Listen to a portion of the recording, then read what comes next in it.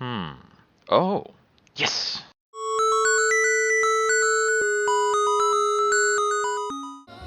Okay, we're gonna let this load up so I can save and quit out. I do need to pick who we're going to be.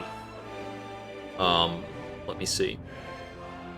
The Buganda are really good at pillaging, and they pillage with commanders. They have a unique infantry that heals more from pillaging. It's their thing. Prussia, we played before. They do have unique cavalry that gets extra combat strength per movement remaining. Because I have a +1 movement commander, they'll be getting like +4 combat strength when they're making an attack on an adjacent target. It's pretty good. They also have a unique railroad that I haven't really messed with. So it's golden production on rural tiles with this. So this is listed as a railroad that gives that bonus, but you don't build railroad tile by tile in Civ 7, so I'm not sure what that would come out to. Prussia's pretty strong for military victory, definitely. We've got the king, which I have not played. Unique order with plus 25% influence. Economic expansionist, +6 science, +5 gold. Benefit for adjacency to gold buildings and happiness buildings. Okay. That's a little quirky. And they've got a unique merchant. +50 gold for every resource acquired on naval trade routes. Okay. And we've got access to Russia, which could give us the Cossacks, and the Katyusha rocket launcher, a unique siege unit with +1 movement, lower base combat strength, but has splash damage. Ooh, okay. That sounds rude. So I think we'd be playing either Russia or Prussia. I think... we also have access to Siam, which would give us a unique ranged unit, and a great person. Can be trained in cities when an independent power has been befriended and the specific Uparat received is random. Okay. So Siam would benefit us from pulling in a lot of city-states and independent powers. That's an option. Prussia, I've played before. I know they're good. I know Hussar are good. I think I want to play Russia, because I haven't tried Russia before. And Cossacks seem fine. We'll spawn them up for free. Let's look at the other benefits. So it's +1 culture on districts and cities. +1 science on districts in cities in tundra. We don't have that many tundra cities, but we do have a couple. 30% production towards the Hermitage. 2 food from adjacent farms, 2 culture in tundra. Unique adjacent improvement. Okay, so huge benefits if we happen to be in tundra, especially if we're farming in tundra. And Prussia, we kind of know. +1 combat strength for every unfriendly or worse civ relationship. 30% on Brandenburg Gate. Having played Prussia before, I know it's really strong. I know it's particularly strong for a conquest victory. But I haven't played Russia. I don't know what they do, and that's the reason I'm going to pick Russia.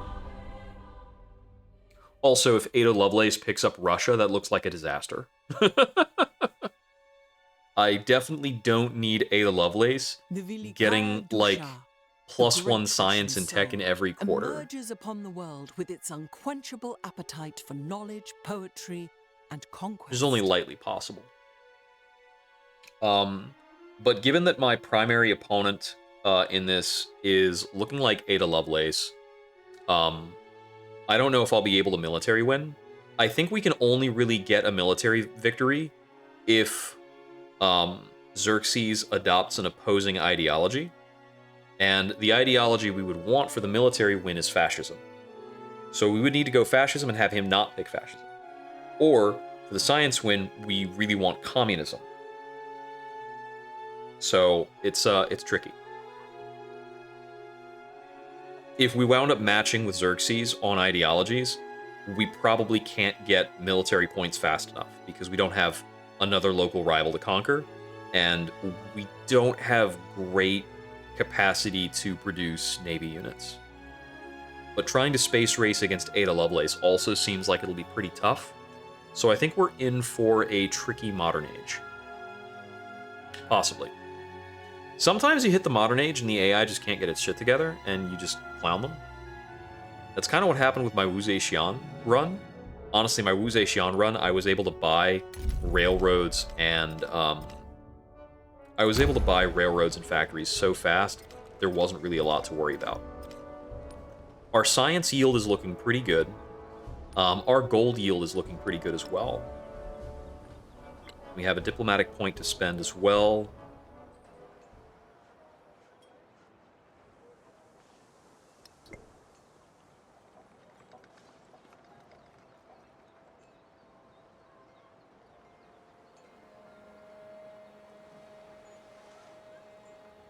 I hate that it always does this to me. Why does it always do this to me? Ah! So the last, like, how long have I been online? The last 10 minutes of describing my decisions wasted. Thank you for letting me know. I keep forgetting to check that.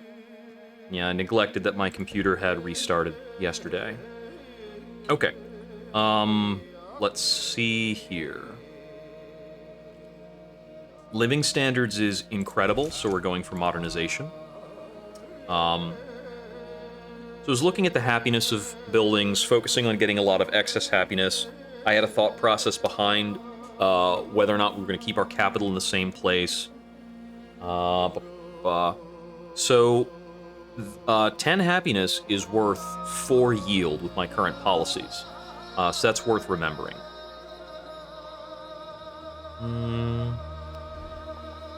This is also a reasonable overbuild because it's a +3 adjacency. I'm going to take that.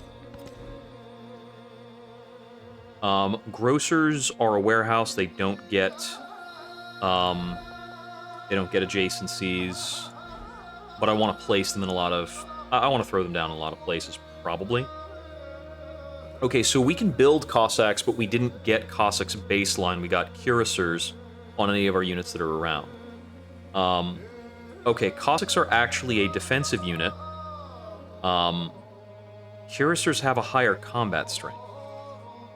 Wait, why would I build Cossacks for a +4 combat strength in friendly territory if I could build cuirassiers that have 5 more combat strength than the Cossacks? There's got to be a difference in the actual production cost of these guys that I can't see on this city, because they're similar enough. If there's no turn difference over 7 turns, it's got to be very slim. Anywho, I'm going to be building grocers in a lot of places. Let's see, this is Pataliputra. So the unique district does like to have completed quarters around it. So I'm looking for... Where did I place my ageless unique? I don't see it here. I must not have built it here for some reason. I don't remember why. Probably wasn't going to get good adjacencies is why.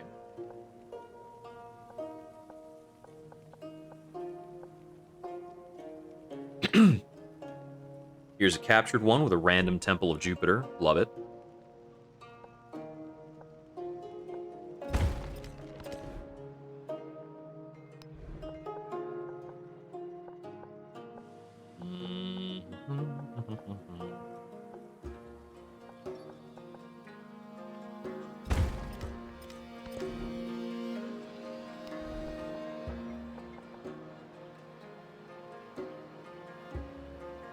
Trying to make sure I'm only putting these down on tiles where the adjacencies would not be useful on something else. There's still cavalry, so I'm confused. So up over here, all of my my incredible number of Keshigs all turned into field cannons, which is kind of funny.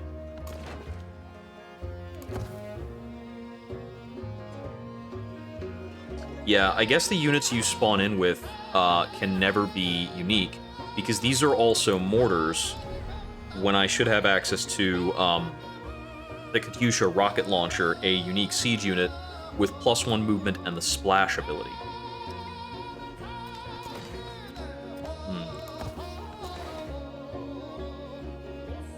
fleet commander is in a pretty good spot. I need to take him around the coast, I think.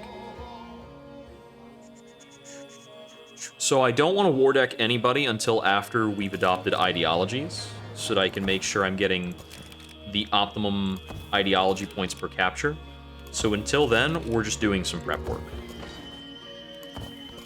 And we're going to hedge our bets between whether we're going to be aiming for the military victory or the science victory. I think we're on probably military first with science fallback, I think is the plan. We still have a lot of units right now. Like, we can definitely launch an assault from the units we have in these 3 cities here. This column, still very, very ready to fight. We do need to make sure that our alliances are going strong, or being rekindled, as it were. Okay, passing to the second turn of Modern.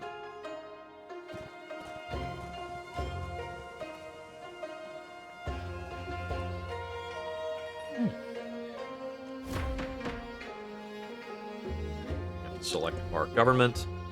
We almost certainly want to be authoritarian. The +3 combat strength is pretty good. It's a shame to not get the 20% boost to culture and science, as that's also very strong. Jose Rizal's relationship has gone from hostile to unfriendly.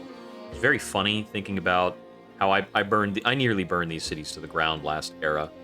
Okay, so we have city-states spawned in right now.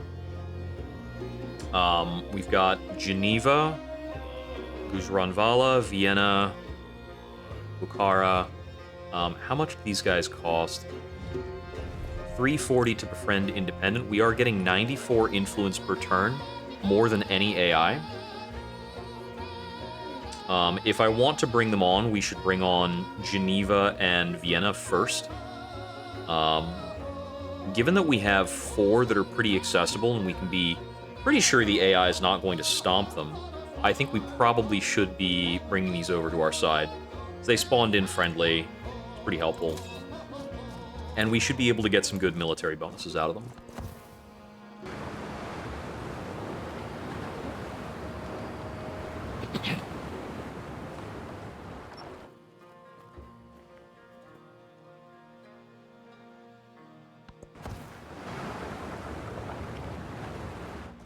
I was working earlier today on getting some recordings edited for 30XX. So I should be doing some 30XX uploads in a bit. Our first of many celebrations. Now, we still have Bagatur as a carryover from being the Mongols. It's a very strong reason to be the Mongols. So our free cavalry units are going to be at +5 strength. And we'll start getting these guys posted around. Raga is really hard to attack. The Vatican City is a little difficult to attack. It's funny that they got to keep the Vatican City. Yeah, I think I had one of these guys who has some empty slots because he got upgraded. No, it wasn't over here. I do have quite a lot of military commanders, actually. Yeah, I think our the city we'll be attacking, if anything, is Parsa. Our science yields have gone ahead of Ada now that we've gotten some policies in. But she's ahead of us on culture. We are ahead of her on happiness and influence. She's also ahead of us on money. Looks like we've got the alliance with Napoleon. I think works pretty well for me.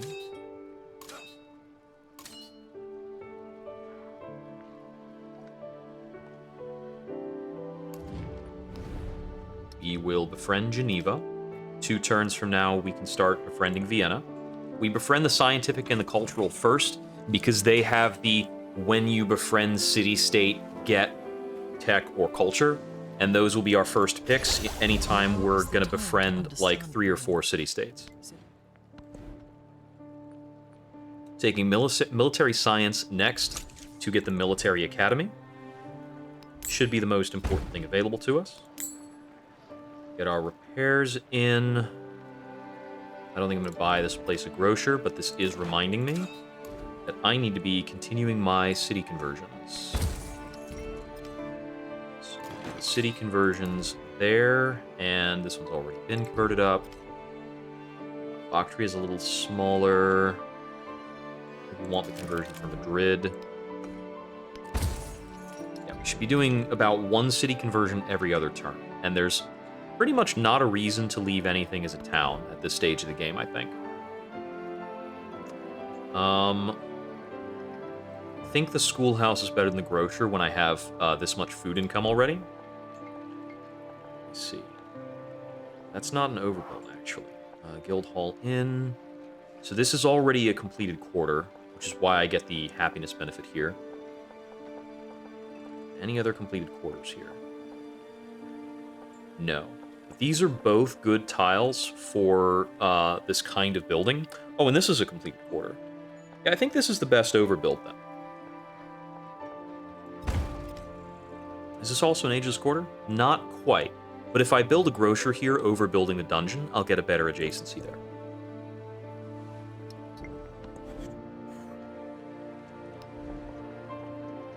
Schoolhouse replaces observatory, creates a complete quarter here. Seems good.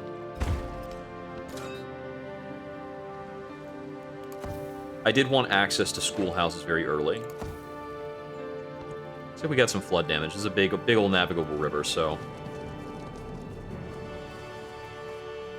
take flood damage down here from this flood. Let's see, we lost a wharf, a sawmill. Jeez. It's actually a lot. Oh no, I wanna purchase these repairs.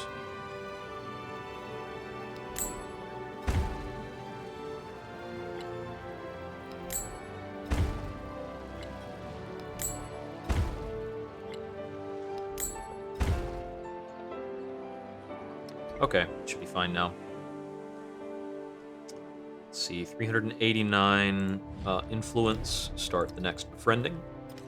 In about 3 to 4 turns, we can start another befriending.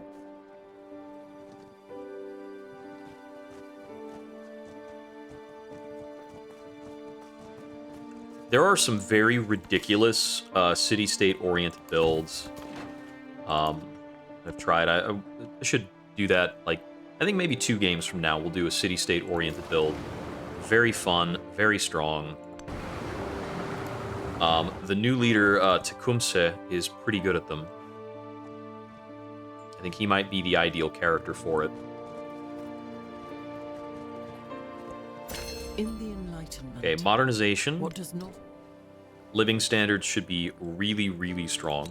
We don't need Bagatur yet. And civil engineering is pretty good, so we'll drop the extra money for the 30% reduction on overbuilds.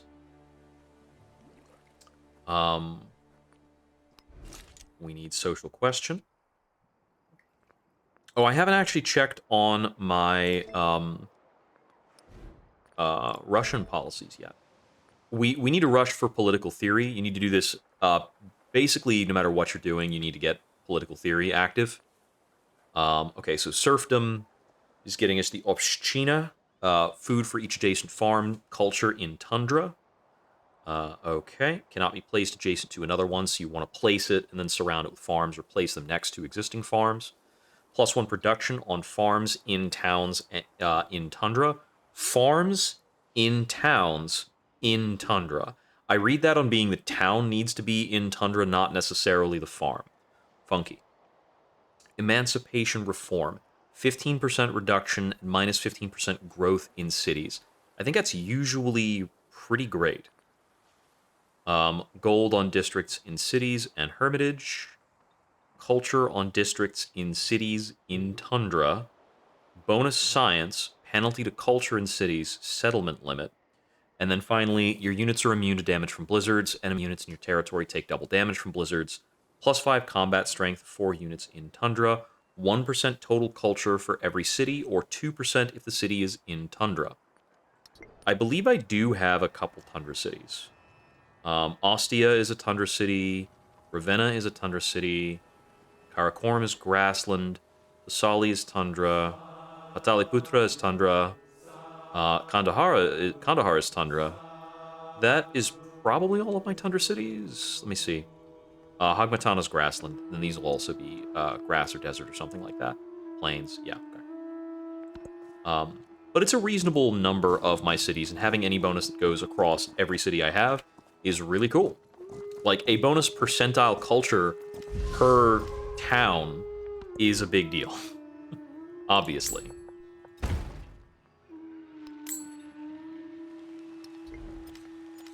Another flood over here. Can't get away from floods.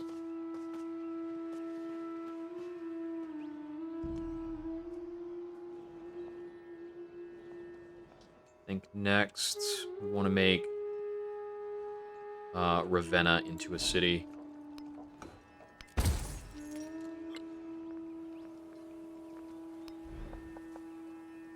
Okay, looking over this. I think we want a grocer up. I don't have my unique buildings here to benefit from a completed quarter.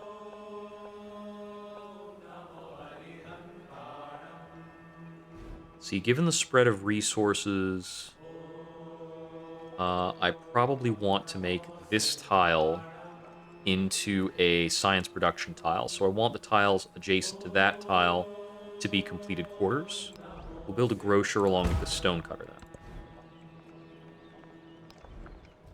Schoolhouse.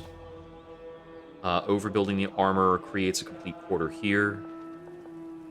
Yeah. Schoolhouse for here.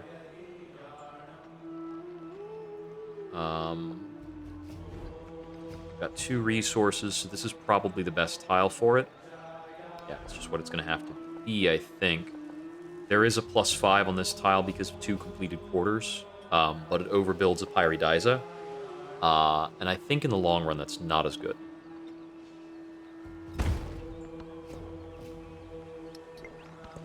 Overbuilding can also sometimes give us an artifact, which would be handy.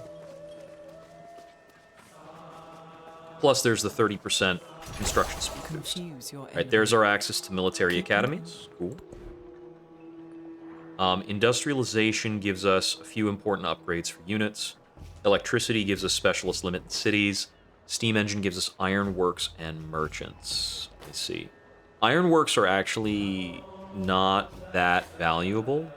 A merchant going to Napoleon is probably pretty good. Let me see. Rail stations are also pretty strong. And this gives me the unique siege infantry. Let me look at the tree real quick. I think I'm going to take electricity. Because it's much more along the line of possibly getting the scientific victory if I wanted to possibly go for that. Let's see. This quarter is complete if I overbuild the armorer. We've got 1 resource nearby. We've got resource wonder. We've got the unique quarter here, which is ageless. Unique quarter and the wonder. We've got the ageless grist mill over here. We could possibly add a sawmill to that if there isn't already a sawmill in town. Completed quarter here. These are both completed quarters.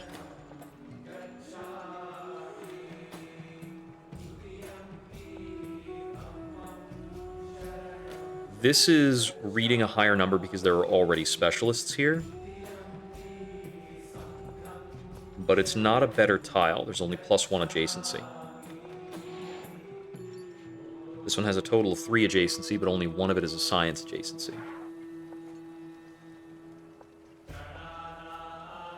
Meanwhile, this tile has a +2 adjacency, but it's probably the best it's getting. Oh, no, this is getting a +3... This is a 3 resource tile. This should be the best tile. It's going to result in some lower happiness. We're going to want to build the military academy. Almost certainly an overbuild in the bazaar, right? Oh, no, that's just a high specialist tile. We still want this to be food happiness. No, food gold building. Let's not fall into that trap. Grocer doesn't get benefit. Got one resource here, one resource here.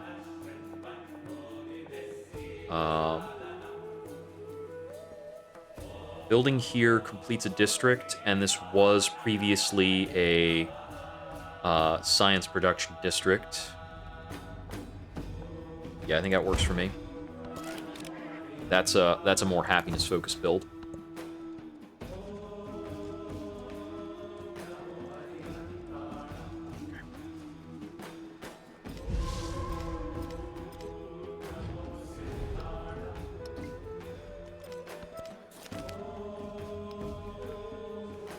Befriend another city-state.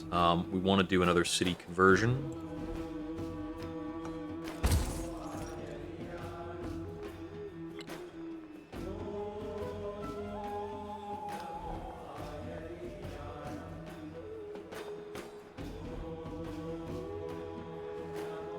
We don't have... oh, actually, this tile's adjacent to 2 resources.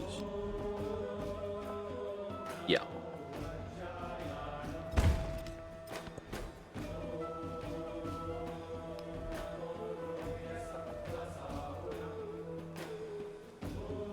I don't really want to pair that with a grocer. I guess I placed this haphazardly, because this is a 3-resource adjacency, and this tile should not have gotten the grocer.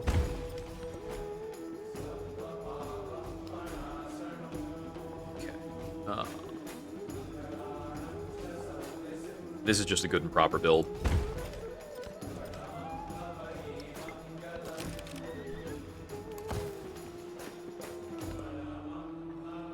I'm very production bottlenecked across a lot of my empire.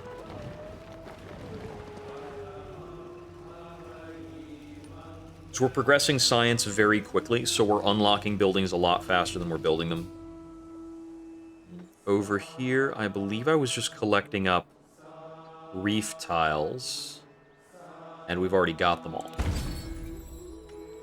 So we can go ahead and make this a fishing town. Extra 18 food. Just for me.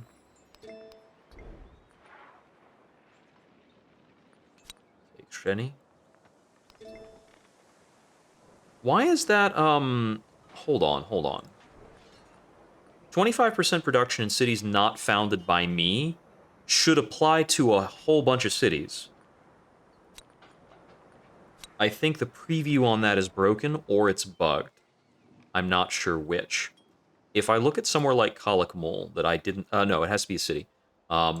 City I didn't settle, like Hagmatana. If I look at the production, can I see the details?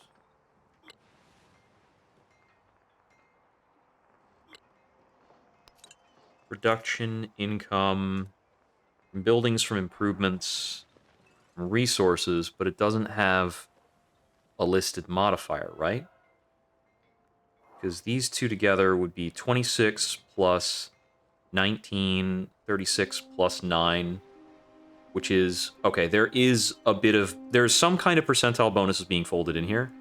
15% on a number that's close to 50 should be almost like 7, though. So it's not as high enough as it should be unless it's being folded in on the other numbers first.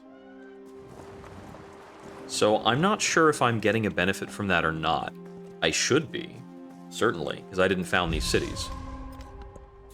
Unless it can't remember the founder going from age to age, which seems not good. Okay, over here... Should probably be taking these tiles that give a bunch of food and a bunch of happiness. It looks like these are probably flood benefiting tiles. Plus 18 grocer's a big deal, but I gotta look at this military academy. Oh wow, this is a 4 adjacent military academy. That's awesome. Take natural history. Down over here...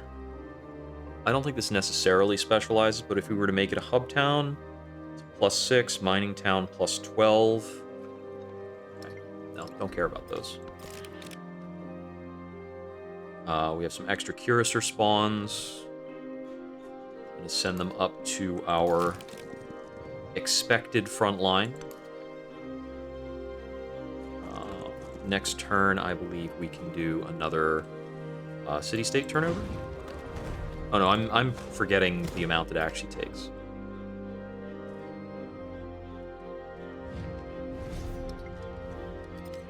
Looks like this place is actually under attack.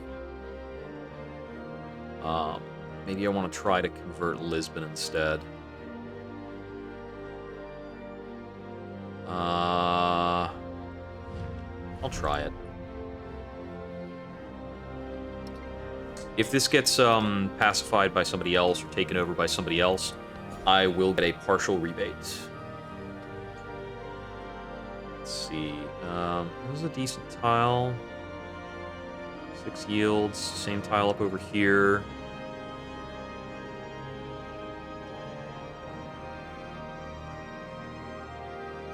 This is the city center, so I can reach this oil.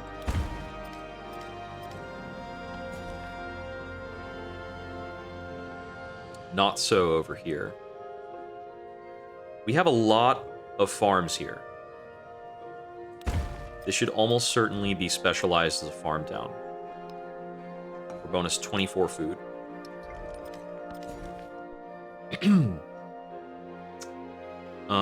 These mountain tiles are looking pretty good. That being said, this is mostly just a fishing town. I think I'll hold out until I've gotten both of these mountain tiles before I specialize that.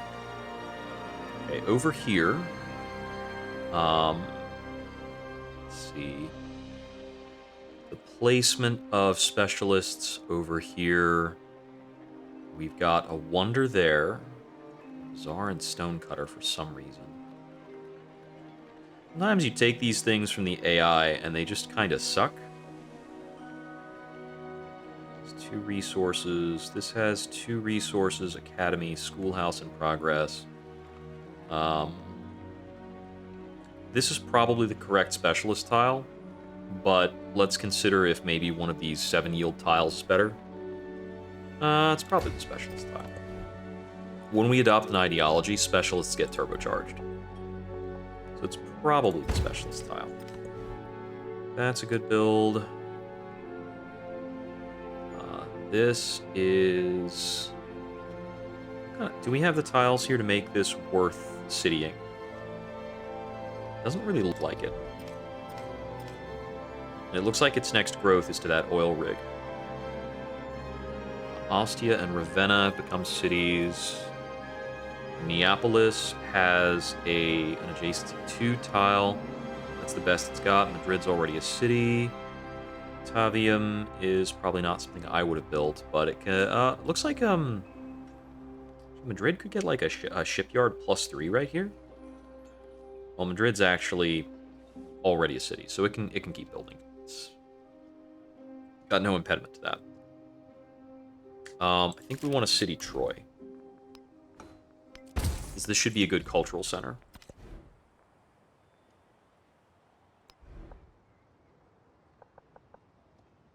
Yeah, we've got 2 resources here and a wonder. That'll be great.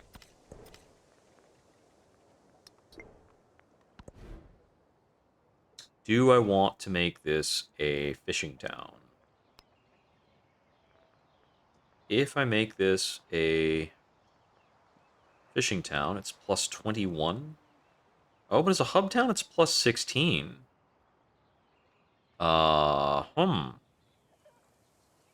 That seems stronger to me by a lot. I will take 16 extra influence per turn.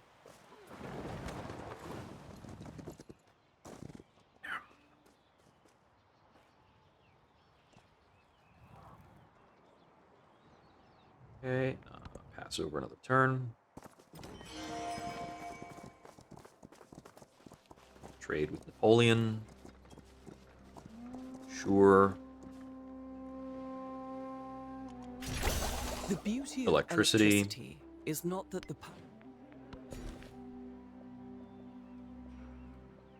Let's see, I'm seeing a 5 yield tile here. Anything else? Not meaningfully. We have other 5 yield tiles of slightly different flavors. Let's see. Electricity 2 is very mediocre. I'm going to take Steam Engine here. I'm going to keep having Cullickmull grow. Looks like it's got a lot of good rural tiles.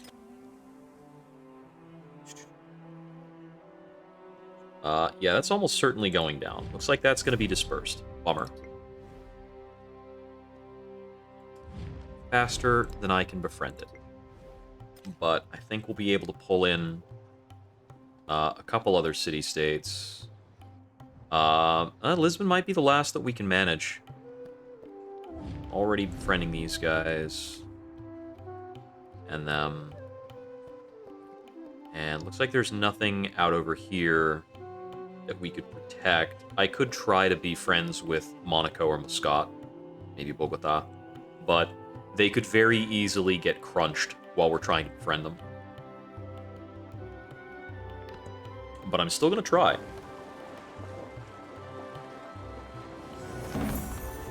Yeah, there we go. Got stepped on. I got 180 influence back out of the 340 I had spent. These things happen.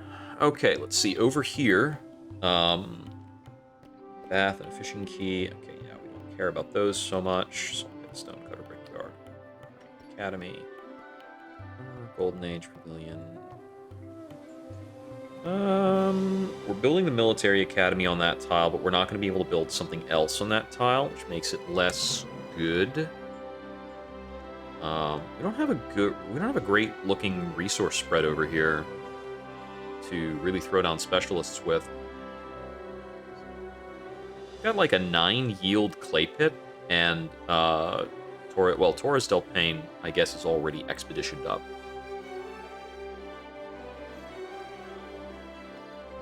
Yeah, I think I've just got a bunch of good rural tiles to focus on down in Ostia. Up over here might be a stock exchange. We've got a +3 stock exchange. Probably want to build a military academy so we can get this stuff up faster.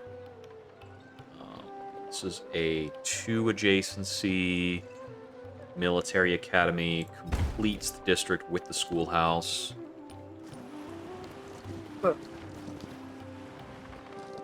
Ada's shot up past us in a couple yields, but we have double her influence.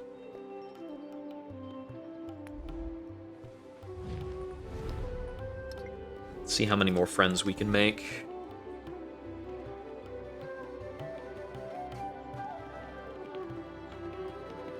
Let's see.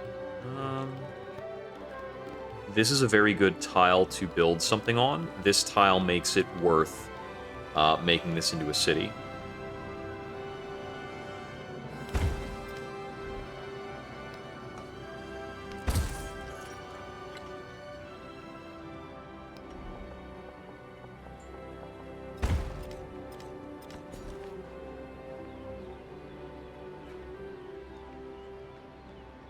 Those are obsoleted. That's the palace. This is pretty reliable.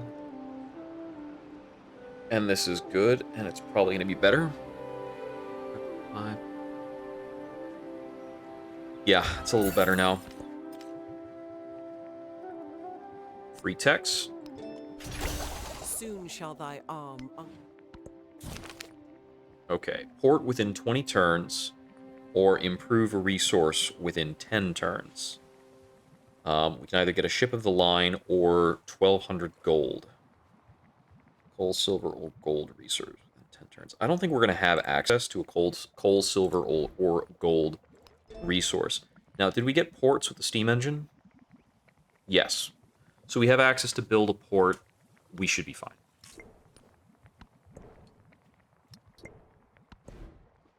Next technology. Combustion unlocks the next Cossack. Industrialization gives us the rocket launcher. Urbanization gives us more settlement limit. The Opera House department store are strong for us. Get +13 science there. Oh, that's 59 food. We're taking Steam Engine 2.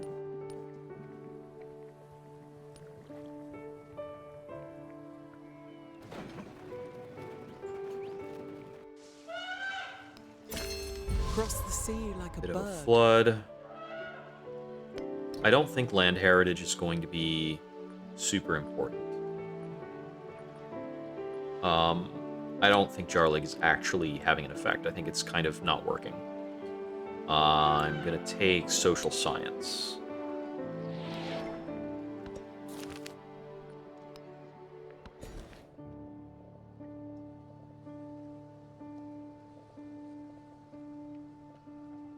Okay.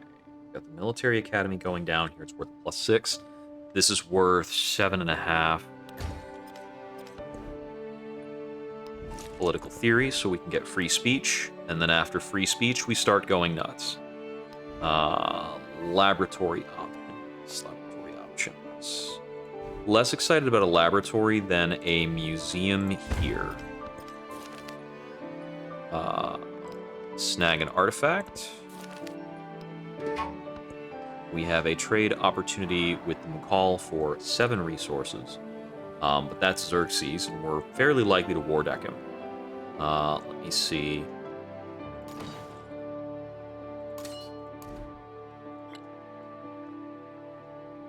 We have access to explorers, but it looks like they can't be just built. I'm going to purchase a couple merchants. Like 4, I think. Because we can trade at the very least with Jose, with Napoleon, and with Xerxes, and then figure things out from there. We might be able to trade well with some of our city-state allies as well. I'm seeing a 7-yield specialist here with the Golden Age University. I'll take it.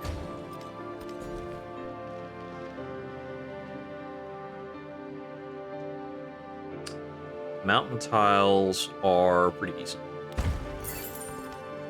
City-state bonus. We can grab an artifact, a social policy slot. Culture buildings +1 culture for every city-state we're suzerain of.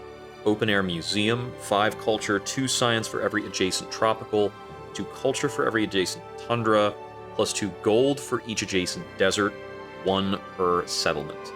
That's probably really strong. It's also very difficult for me to think about. Maybe I should grab it so I can take a look at it. I think this actually goes really hard. Soon shall thy arm I want the... Yeah, this is 17 culture. Okay, okay. These are crazy. And they're very expensive. Okay. Yeah, this is kind of a big deal.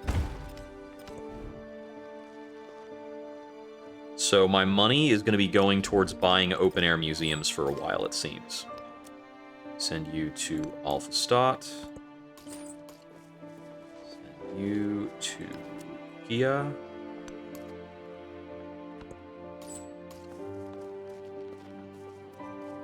Send you to Cusco.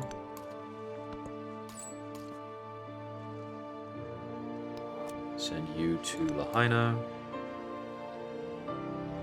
Looks like we can still work with up to at least 1 more merchant. Because we didn't have any trade routes with Napoleon show up there. Or with my city-states.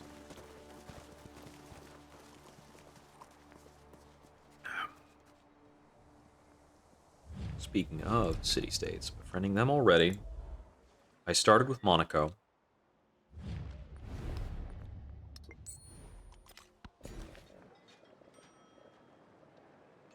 This kind of abuse of city-states, I'm pretty sure, is something that you can only get away with when you're up against the AI.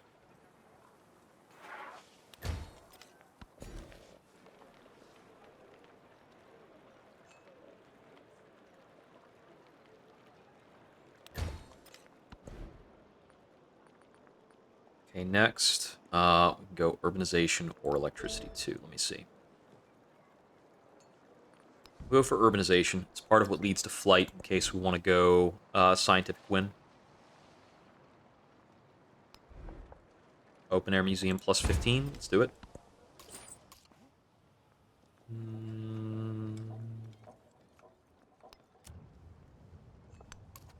Cities.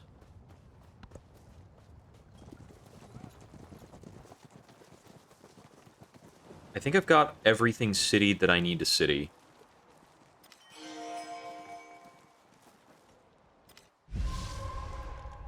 Ada Lovelace got us an additional 24 gold per turn from trade. I think we always put on this tile, because it's always going to be the biggest, best tile. Even though this tile is currently better, this tile will be better pretty soon.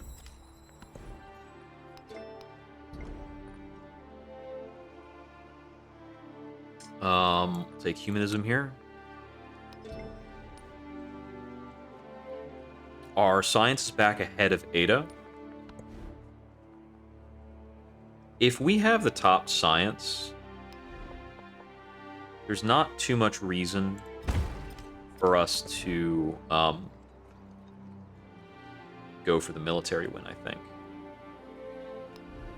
We can go for the laboratory and the schoolhouse. We definitely want to replace this kiln and complete this district, I think. Looks like the right build to do. Claim an artifact.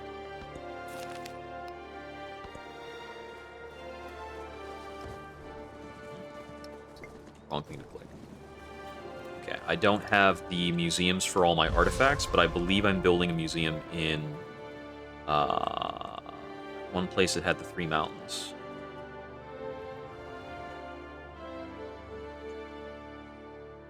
I thought it was... Oh, no, it's Deity that has the 3 mountains. It's got a museum in 6 turns. Okay. Get 18 out of a grocer? Feels like something I shouldn't overlook.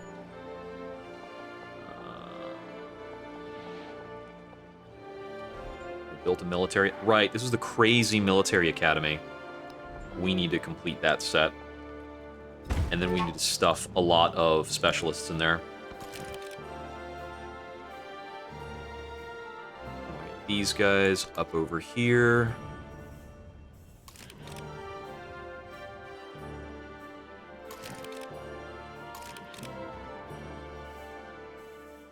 Soon I'm going to need to commit to war because I'm going to have too many guys hanging out. So let's try and get our 2nd level military techs, and then we'll plan to war deck. Trade with Galadalid. I think that's the last merchant that I can place without spending influence. So I've got like an extra Cuirassier stack on top of these other things. It's going to cost me a lot of money to get all these units upgraded, but we'll go for it. So after urbanization, I'm going for my military technologies. We'll upgrade our units, and we'll start storming Parsa. Hopefully that's going to line up with us completing political theory, adopting fascism, and getting ready to stomp. That is a very welcome extra cash flow. We want this open-air museum at a plus 17, and I can place it without replacing any of my stone heads.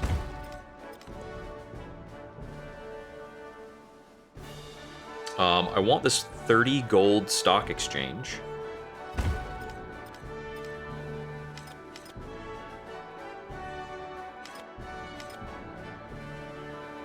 And I can prompt another suzerainty. I think that's the last one I can see. Oh no, Ezogashima is still visible here.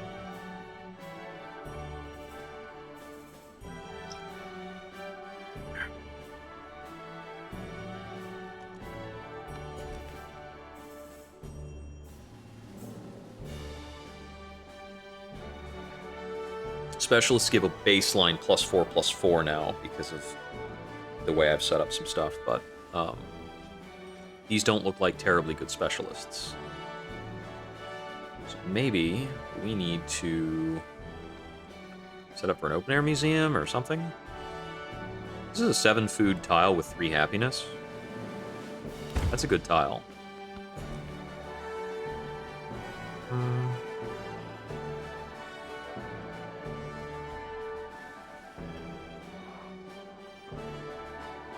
This should be the better tile.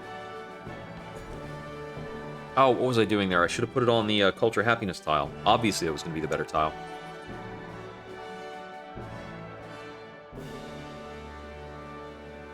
Like an 8 yield tile? Alright.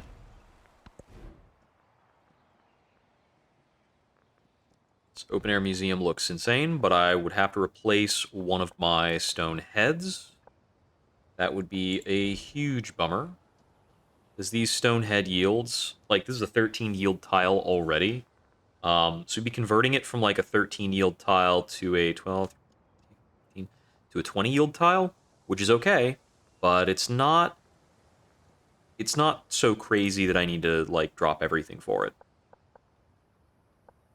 And we can complete this district, or this one actually, either one of these. Drop it here.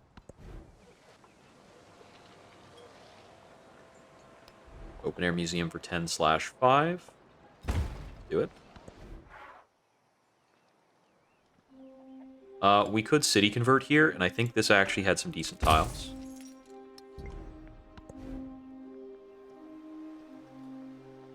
Yeah, we can get a laboratory at 15 here. Because we've got a 3 adjacency. 3 resources.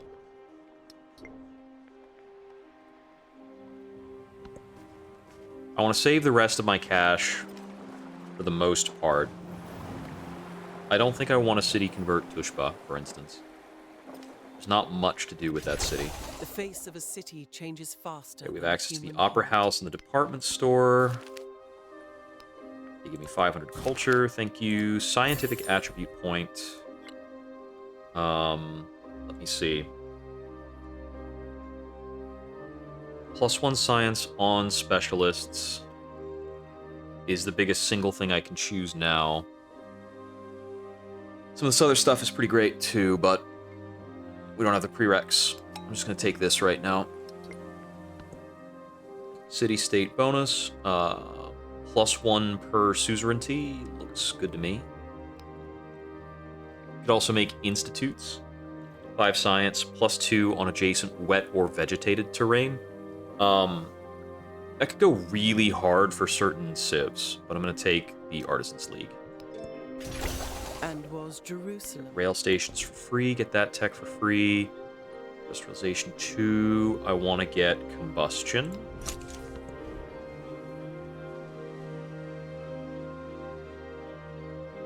Rail station does give me 10% extra production, which is effectively 4 production. It's not very exciting. Maybe the military academy. Military academy plus schoolhouse on a 3 adjacency tile. Let's do that. It's time for me to start upgrading some units, right?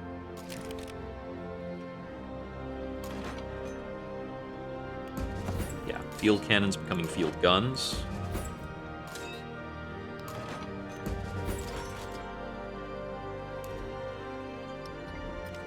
Select the correct thing.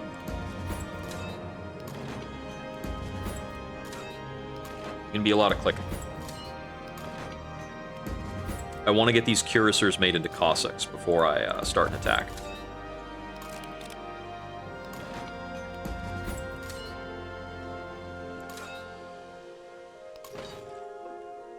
And we can make the mortars into katyushas. So when we get, yeah, when we're taking this, they don't spawn in as the unique unit type, but they will upgrade to the unique unit type the first time they get an upgrade.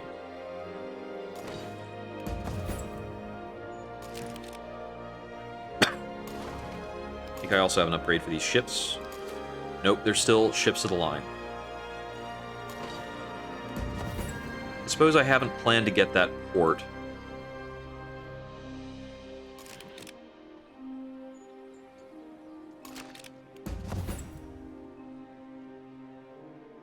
It's a lot of unit upgrades. We probably want to get that port by just buying it in either Tushpa or Survanagiri. Let me see. Port is 2,200. I think. Do I have no gold this run?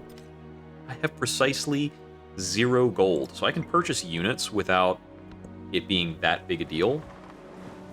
We may have to stockpile some money to buy the port.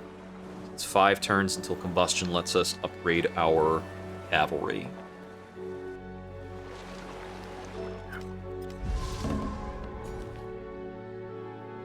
Let's see, growth over here. Seeing 8 yield tiles, a few of them. Let's take this. Growth here. Might want these mountains. I'm going to put one here because it looks like the optimal open-air museum. Xerxes stole some tech. That's fine. You feel the need to take notes on what I'm doing, knock yourself out. What I'm doing is building a lot of open-air museums, apparently. Rail station is a completed district in one building placement. So, not a completed, a quarter. So quarter adjacency really likes rail stations. So I suspect what we want to do is get the overbuild here and do the other overbuild shortly. Actually, this tile only has adjacency benefits because of the completed quarters here and here and the wonder. I guess it's probably still the right build. Karakorum's just got a little bit of... it's a little fussy.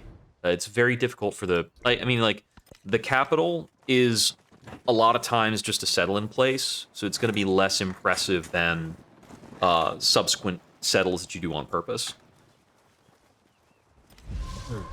The one who adapts his policy to his time. There's access to free speech. Free speech is really strong. I'm going to drop the overbuild bonus. No, I'm not. I'm going to keep the overbuild bonus. It's pretty good. Okay, we take fascism.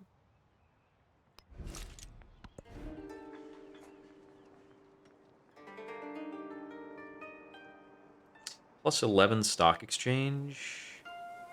I think it's this tile with the bank. Yeah, it's a good build.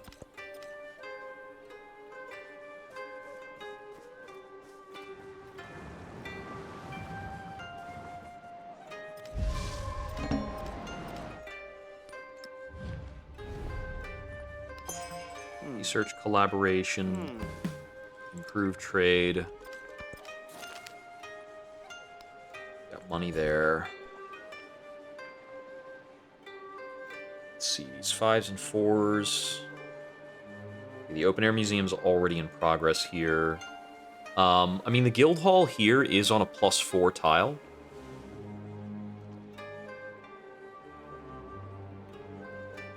Yeah, that's going to be the best specialist tile for the city, I think. We can buy the port now.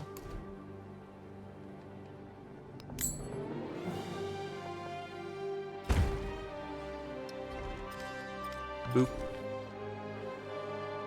Growth over here. Tile's got 2 adjacency. It's a decent tile to put specialists.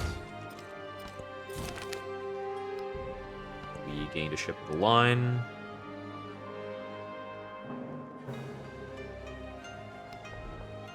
Stock exchange on this tile looks pretty good.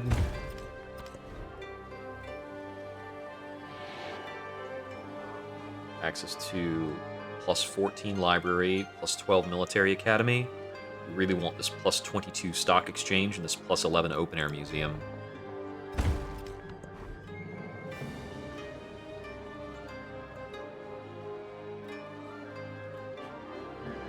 +7-11 laboratory. It's just because we have a lot of completed quarters, isn't it? Yeah, completed quarter, uncompleted, non-completed quarter. Okay, so we've got quarter here. Completing this quarter will give a good bonus over here, so we should definitely be putting a building over here. We could put the ironworks down there. Just gonna do that. 2 social policy slots. Some more happiness-based stuff.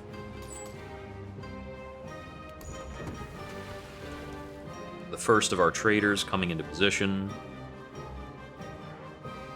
Quick scan of my happiness.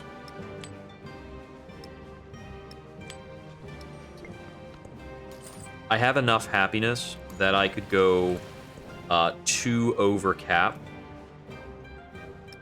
on my settles, meaning I could capture up to 4 cities.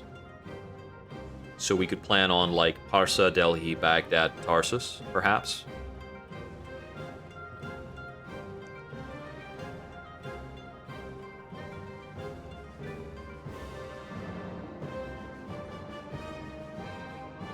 No, sorry. Because I'm 3 under, so I could take 5. I could aim to take this entire space.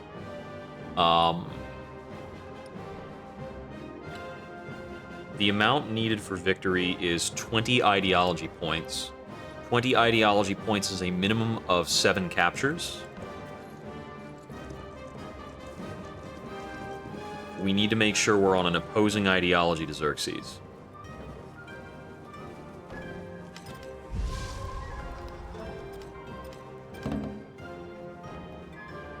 So I kind of need to wait for the AI to trigger their ideologies, and then I can go for it.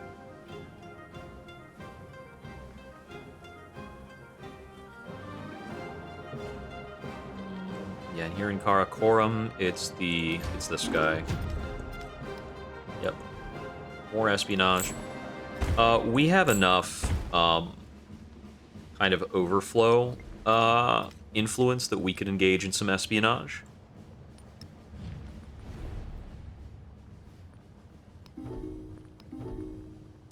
I'm gonna steal some stuff from Ada Lovelace. Ship of the line can rest.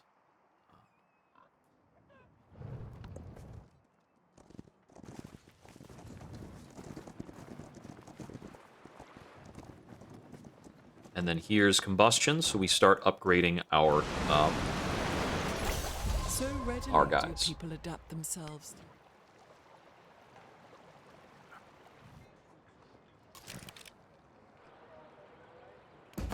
Okay, that's funny. The cuirassiers do turn into land ships because the game does not consider the Cossack to be universally better than a land ship, which is correct.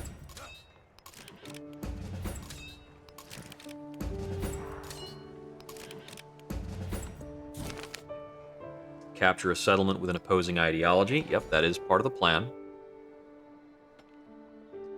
Oh, we can get these truffles. City-state bonus. Gold buildings +1 per suzerainty is pretty good. 5%. Shipping lanes is going to turn into influence really fast. I think we go for shipping lanes first then. No, because trade route range is not the same as city connection range. So it's either branch office or kolkhoz. I'm going to take kolkhoz.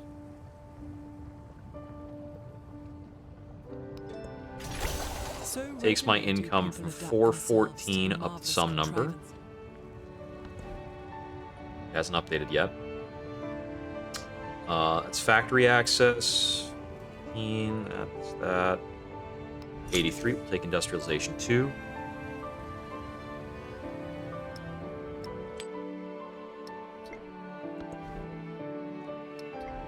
$414 to $427. That was actually not a lot of extra cash.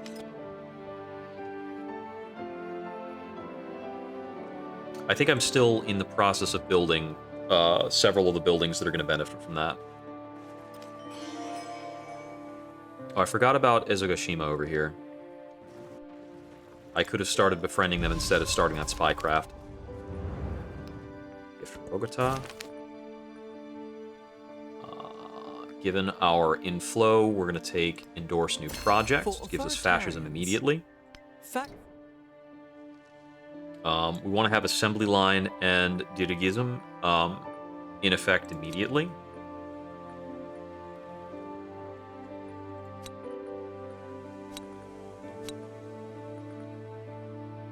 The funniest things is assembly line. I mean, like, the exchange here is insane.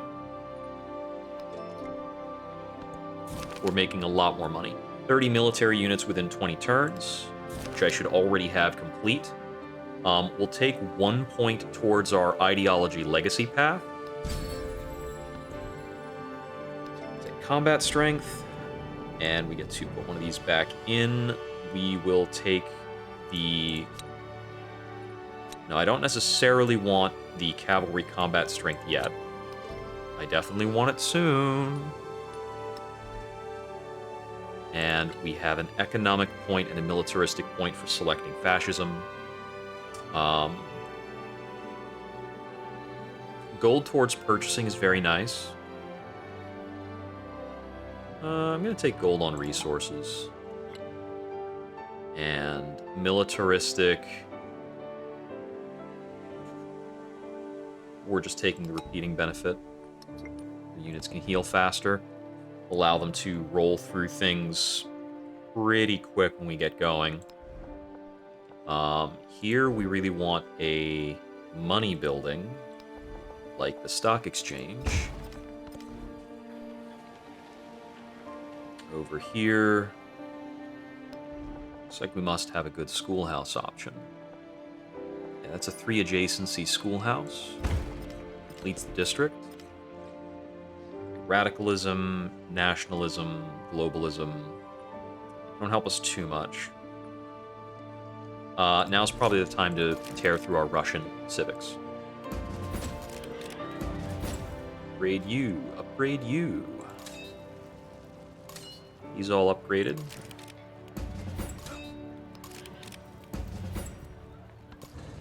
Need to wait for more money.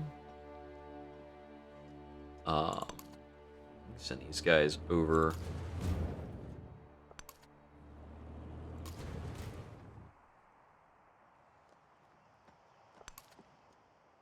I might wind up taking some things from Jose Rizal while I'm at it. Does this guy have capacity? Nope. I don't have capacity for my commanders to carry all of these guys. I have so many dudes. Woe is me. I'm so deprived. We want to move this army commander up so he can make sure he can join in on some kind of struggle. The constant floods are getting annoying.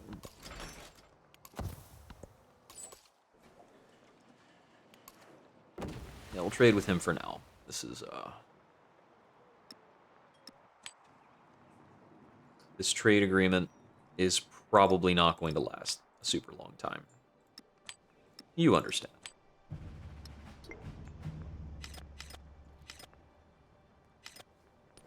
I just need for Xerxes or Jose to adopt an ideology that is not fascism. And until they do, I need to act like I'm playing a science win.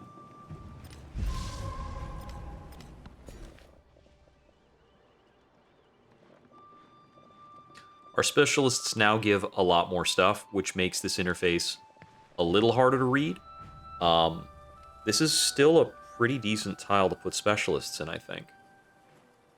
We get, like, almost 20 resources back per specialist.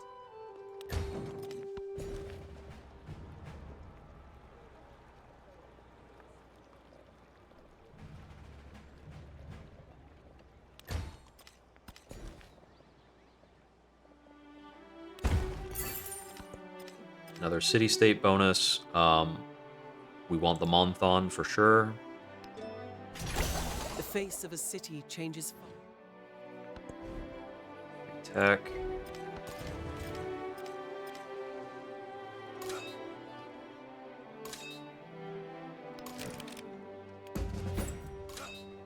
You're upgraded. Guys, units are not upgraded yet.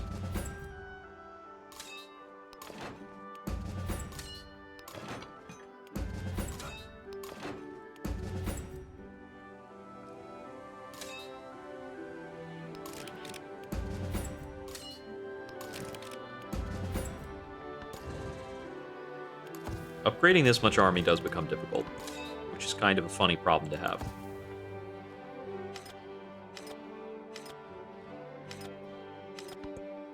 Jose Rizal is no longer unfriendly.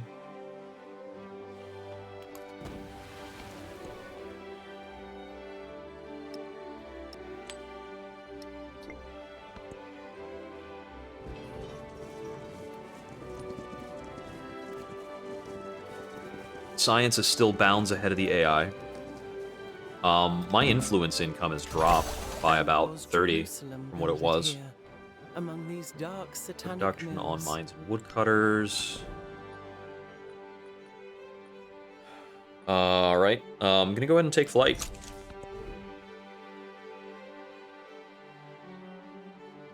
you can start working on that secondary win con in earnest. Let's see. The port is a +4 adjacency. That's a very big deal. The laboratory is a +2 adjacency, but it provides a lot of happiness. I'll go for the laboratory here, over the dungeon. It's a good build.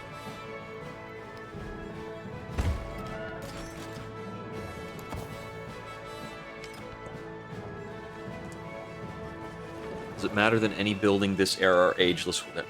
Yeah, it doesn't. I feel as though that's some future-proofing they did, because I think eventually the game will have a 4th era.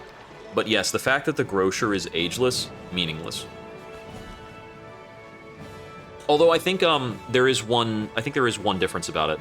I believe that a quarter is only formed when you place 2 buildings of the same age or 2 ageless buildings. So I think technically the grocer or the ironworks can complete a quarter that has something like a sawmill, for instance. And having complete quarters is important for some adjacency benefits.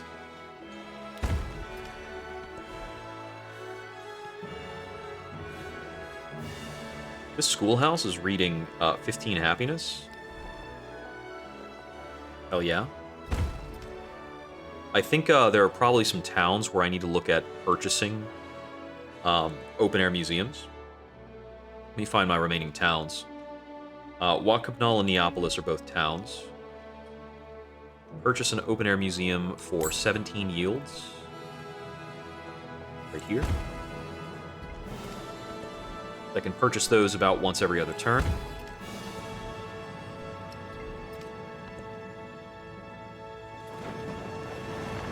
All of the unique tile improvements that you can get unlocked through city-states, they're very strong.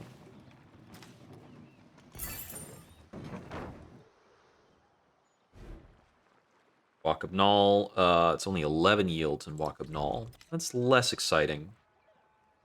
In Batavium, it's 13 yields. That's pretty good. I'll buy that. I should also be building an explorer. I'll take branch office. It's my gold income from 851 up to something. We'll see in a sec. 851 to 1168. I should have taken that benefit on the last city-state, because that was incredible. Here, let me see, what do we want? Probably a laboratory. It's a 10-3 laboratory. I like that. 9-4 laboratory versus stock exchange at 10. The stock exchange at 10 is a 3 adjacency tile. And the 9-4 laboratory is a 2 adjacency tile that is gaining a happiness. Either of these 9-4 laboratories are about the same as well. I'll take the stock exchange. There is a bit of a diminishing return on science, as there's a point where you're getting science in a lot faster than you're building the stuff you're unlocking. And at that point, it gets a bit weaker. Yeah, that can matter a little bit. It's a very, very minute type of effect. Okay, more guys to upgrade, right? Okay, rifle infantry is actually proper. You select the cuirassor. There we go. Okay. Did I unlock the upgrade? Okay, I have the ability to upgrade ships to the line to dreadnoughts. So we'll print some dreadnoughts next turn. Trade route to Kukia. Gives me sugar.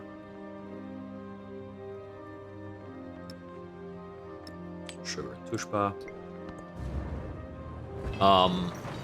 It's also easy for me to forget the effect railroads would have on the goods in some of these towns, because that's not printed on the railroad stat block.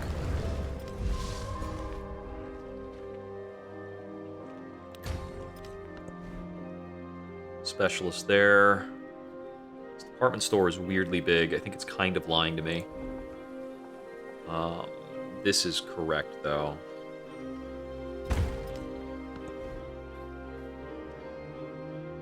Great big piles of yields. Charlemagne can really play SimCity. Bum, bum, bum, bum, bum, bum, bum. Bum, bum, bum, bum, bum, bum, bum, bum. Yeah, I want 2 districts next to each other that have as many science and production buildings as possible between the 2 of them. That's because that's how you Charlemagne. I don't think I have an open-air museum in Bactria, and it looks like it's gonna go hard. 17 yield open-air museum, thank you. I'm holding on to a lot of influence so that when I start a war with Xerxes, I can have a crapload of support. As if I wasn't gonna crunch his units badly enough already, but whatever.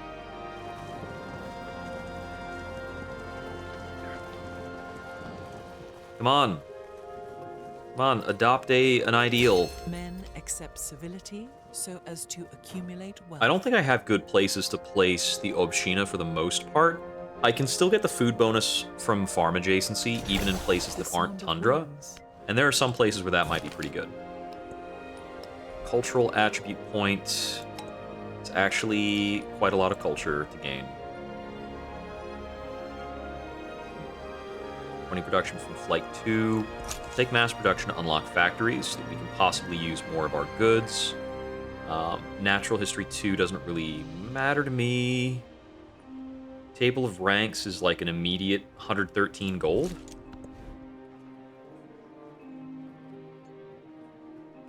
Ironworks for plus 11. We need to get this open air plus 17 in.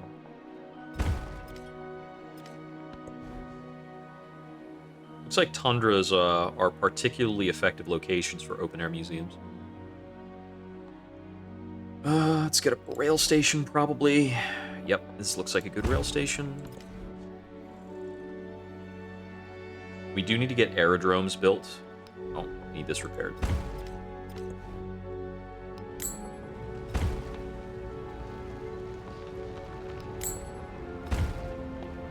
I don't care about repairing that temple. Not at all.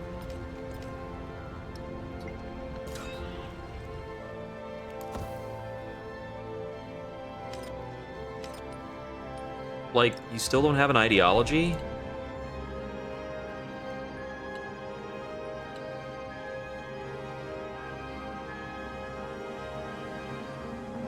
Does anybody? Like, Ada should have one, right?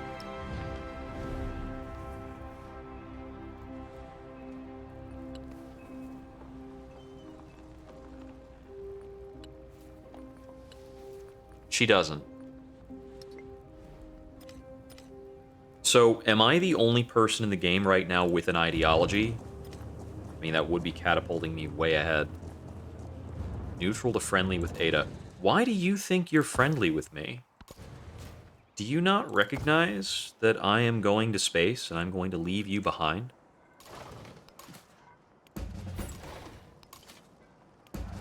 And or set off a nuke?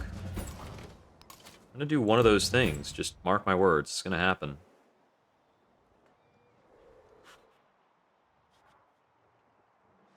Just double checking. There are absolutely no other city-states, right? I've already befriended Bogota.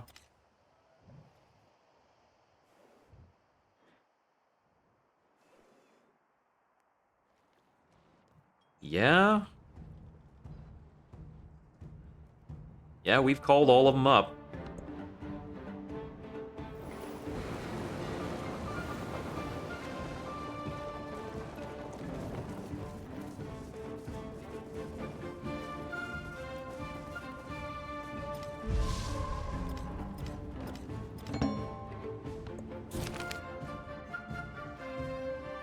Barrage of Storms. Ah, hey, yeah, okay. Eh. It's a climate change crisis, basically. We're going to be spiritual about it like a dummy. Scholarly network is going to be huge. Technology is going to go from 852 up to 1214.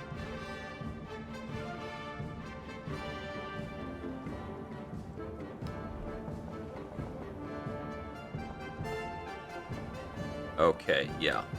Oh, I see. Both of these districts are going to get a happiness adjacency from me finishing an aerodrome there.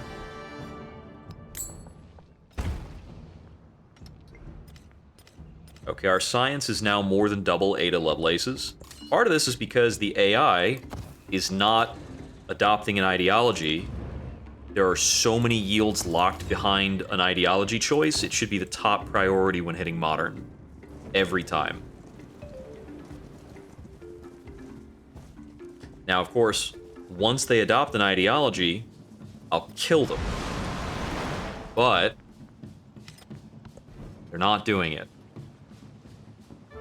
And if they aren't going to do it, then I guess I'll build aerodromes and go to space and win the game.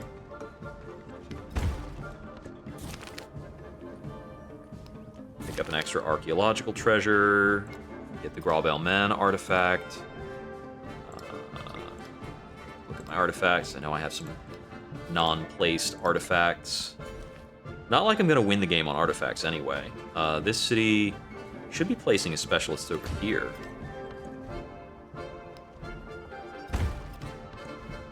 More floods. We need to repair that laboratory. That's a big deal.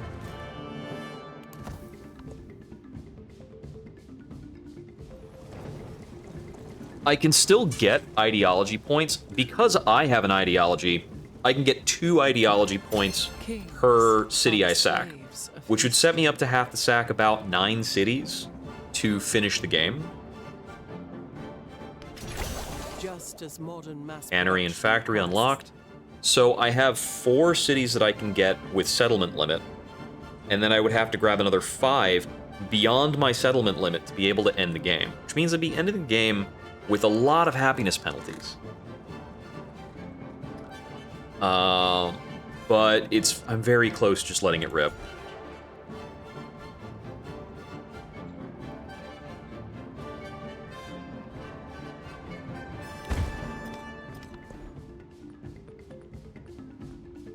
Table of Ranks 2 gets me another settlement limit, possibly a lot of science. Serfdom 2.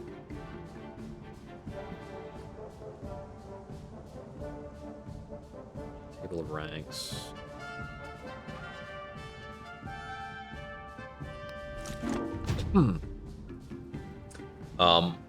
I successfully stole government secrets from Ada Lovelace.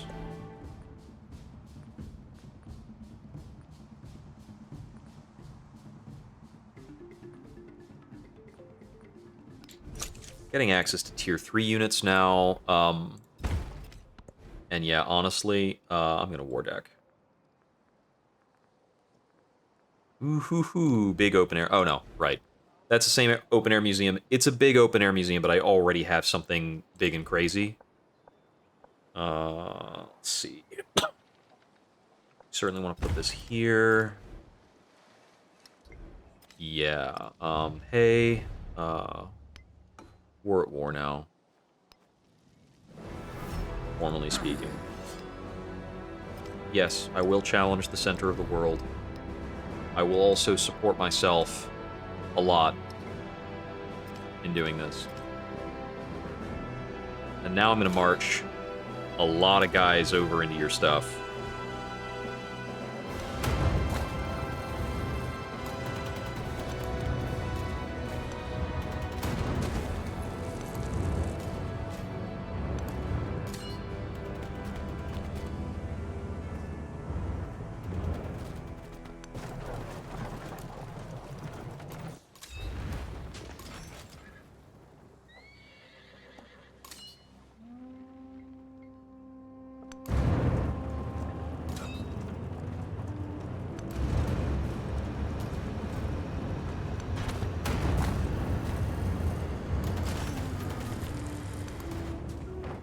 Okay, those army commanders are basically unpacked. This army commander needs to upgrade his cuirassiers. I noticed that I suddenly have 4,000 gold because I looked away from my gold for 2 seconds.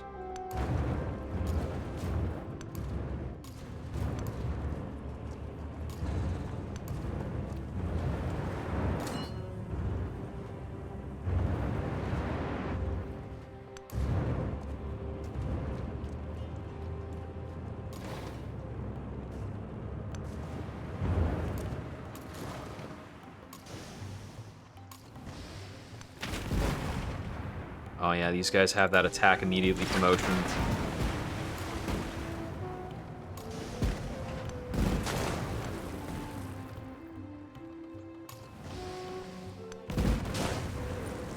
Okay, the Dreadnoughts will take Vatican City really fast.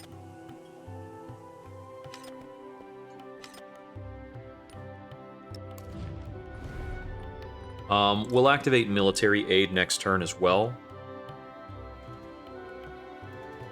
Did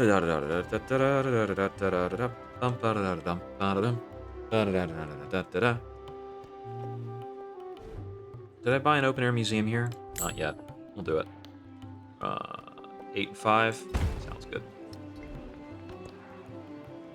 A good old blitzkrieg indeed. 2 more AI war decked me, as well they should.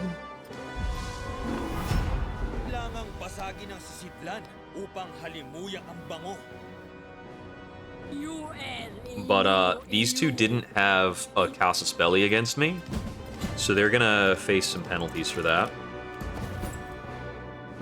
But I guess all I have to do is keep this guy behind in Kalak Mul, and we're gonna be fine.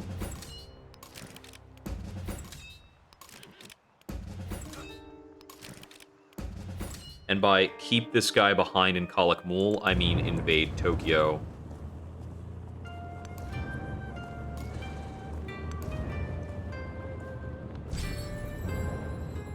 Espionage complete.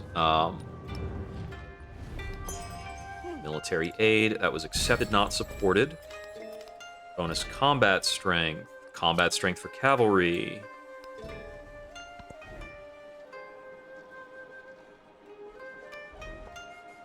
Repairs. It's very funny that sometimes repairs are not the correct decision just because you outmode the building too hard. It's like, okay, yeah, my building that's good for a +4 is destroyed, and it's not actually worth rebuilding because I just need to operate on bigger than a +4. Let's see, this is the schoolhouse tile. This is the better tile.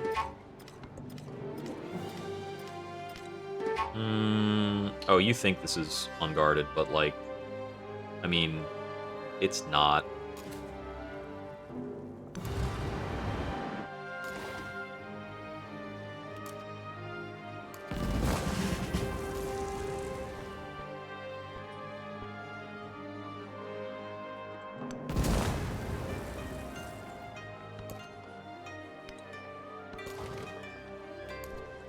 Promotion for the fleet commander takes probably command range.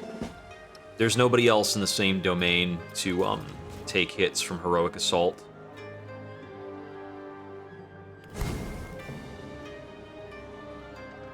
a little pillaging. Move up a bit.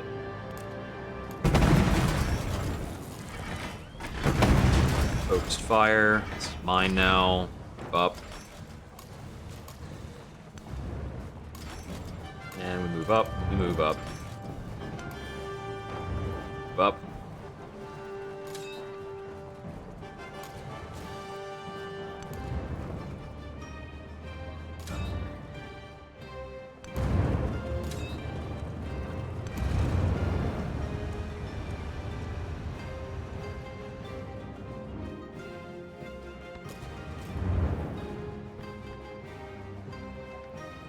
That's a lot of combat bonuses.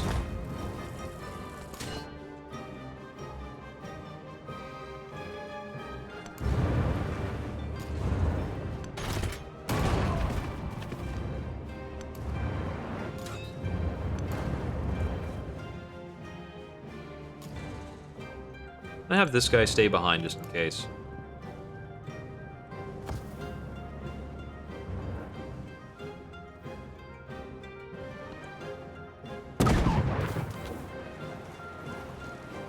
You gotta have more units, buddy.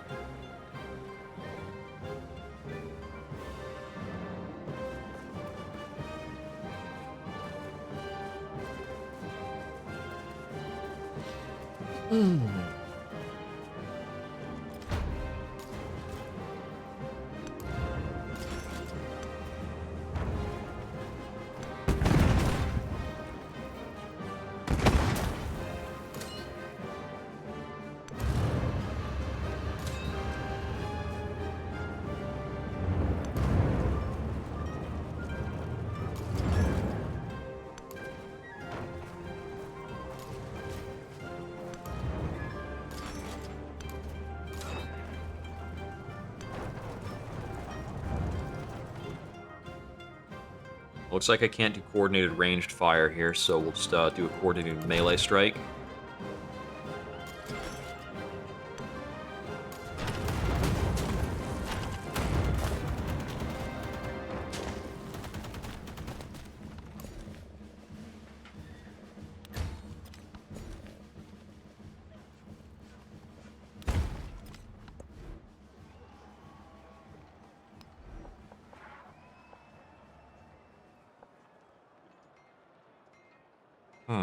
Plus 10 happiness aerodrome.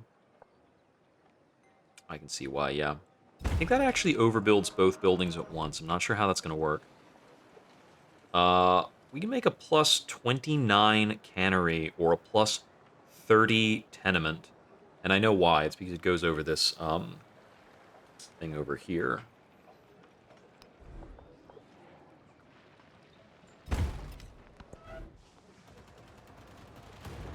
We'll build it. It's pretty crazy. 9/something. 9/4, is that the best I can do? Yeah, I think so. I think I was actually evaluating that before. Probably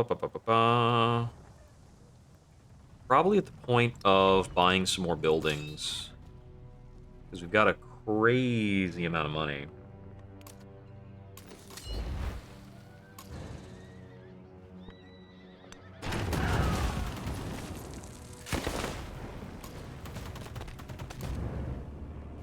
Unpack. I'm going to press his units first and foremost. This field gun can't attack through here. I see, it's vegetated. Oh, that's interesting. It stays vegetated even when you fortify it.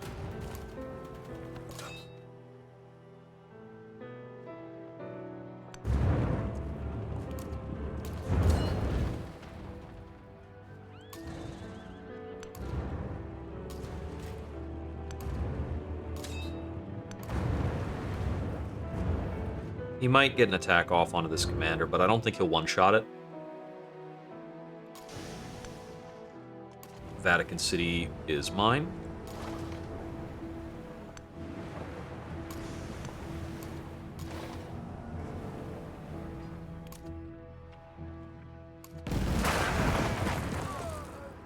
Start cleaning up these units a bit. Just going to hold this a moment.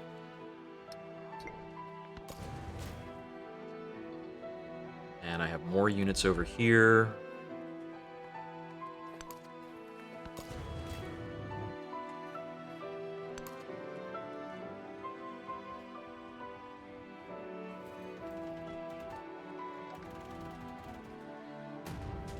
I still haven't unpacked my 11 skill commander. I think I'll start attacking Parsa from this other side as well. Looks like he's got some units coming up over here, too.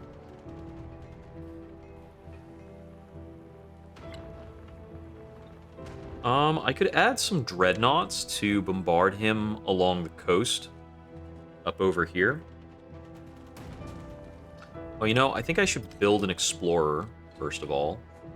I did have some ruins in my territory, but I think they've probably already been looted by the AI.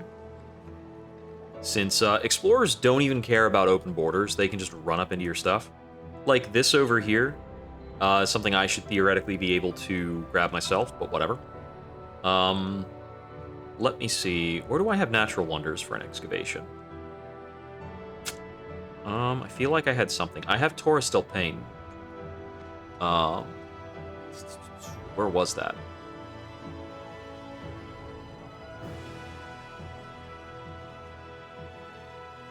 It's not that mountain, Wakabnal. Ah, it's over here in Ostia.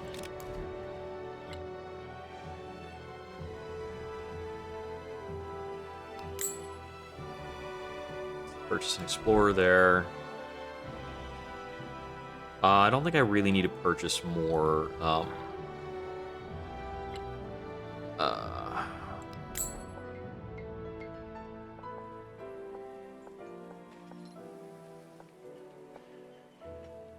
Forgot what I was going to say.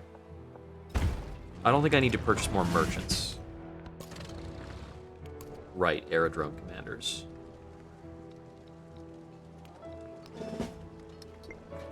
Show me some good logistics.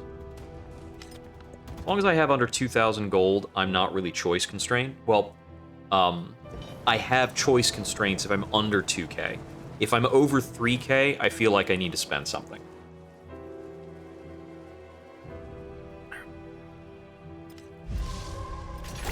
Bombardment.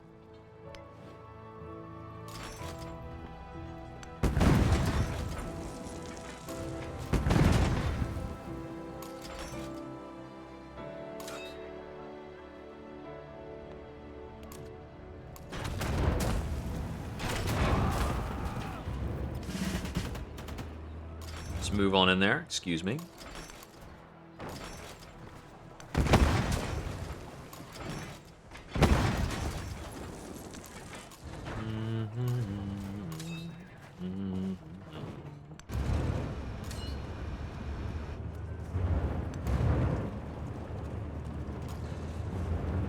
There's a good bit of rough terrain slowing me down over here.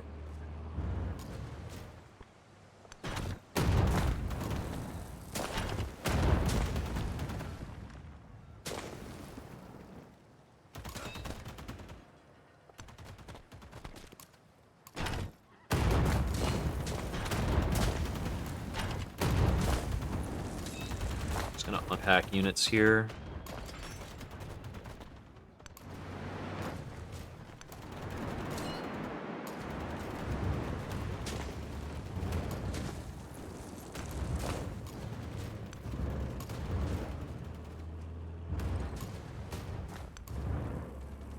I'm a little bottlenecked. I'll have to wait a bit.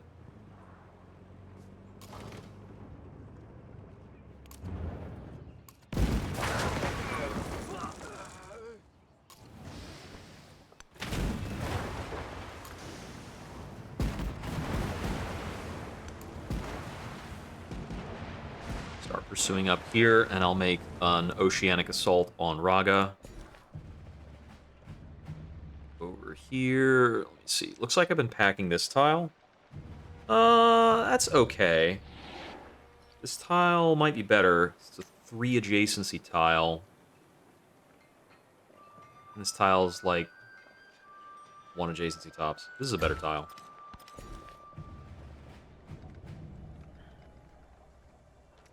Sometimes I look back and I reassess these, and I'm like, why am I clicking on stuff so fast? I'm clearly making mistakes.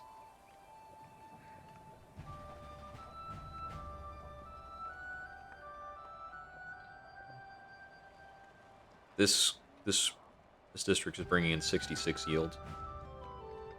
That's crazy. 14, 18, 21, 22 versus 11, 15, 16. This one's the better one. Armor 2, combat strength for range and siege. Sabotage shipping gets me a lot of food. Production on military buildings. Happiness on happiness buildings. Let's get destroyers up to tier 3. I need to start remembering to check for whether or not I have the project available in any of these cities I'm looking at.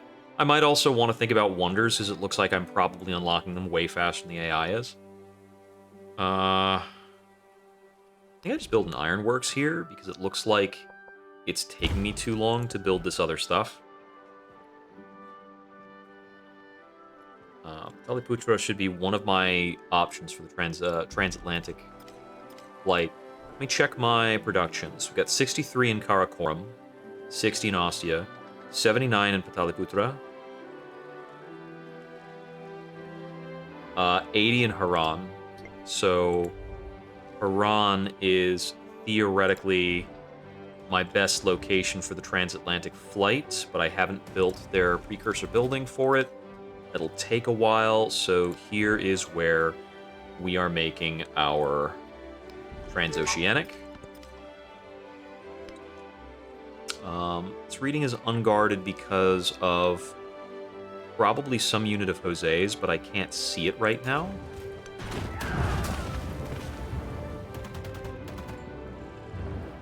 Is that not a defended district? Oh, these are like ancient walls, bro.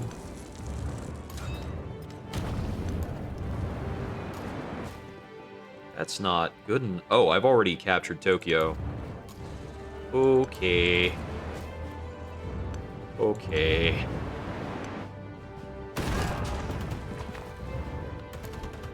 This is mine.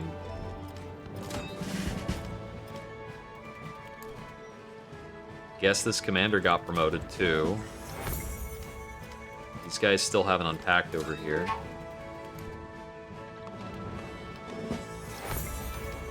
Look at me being a goof and giving this guy defensive promotions like that matters. We've got 3 units in the proximity of Ujjayini. I'm just going to keep pressing on as if they're not a problem, because I don't think they're a problem.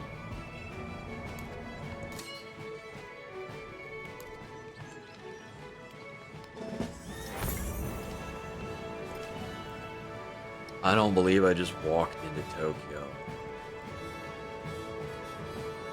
It's true, it's true. I don't want to agonize over every single move I make, so sometimes I make mistakes as a result.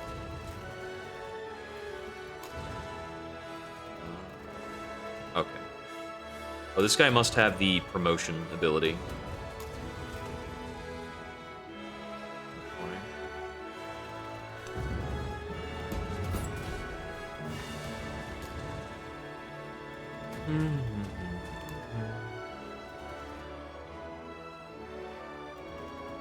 I still haven't captured a settlement with a differing ideology because they haven't unlocked ideologies. It's really dumb.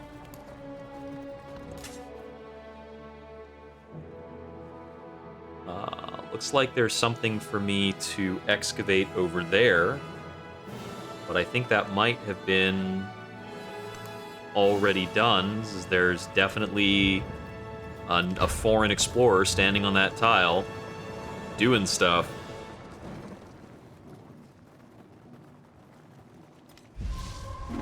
Kings are the slaves of history. Westernization, I don't know if that's worth it. Is actually, like, I don't want that kind of swing. I have so much science. Like, I am reasonably overcapped on science.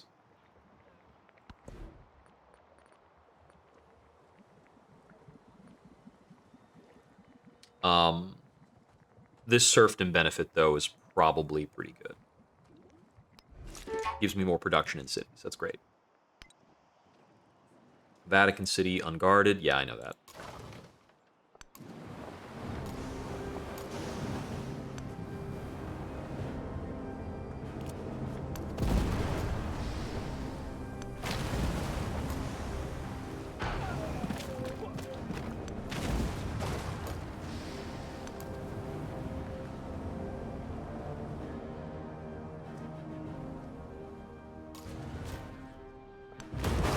This unit out of the city so I can get this ranged unit back in the city.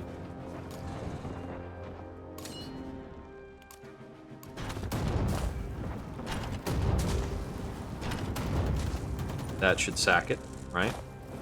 No? Okay. How about now? Damn.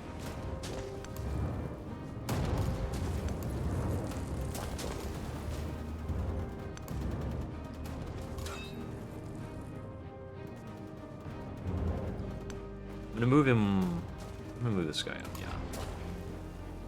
I was considering like moving him one and then making a heroic assault, but he doesn't have the range increase, so his heroic assault is a lot less interesting. The units with the range bump make heroic assault look absolutely disgusting. Get out of here. What do you think you're doing?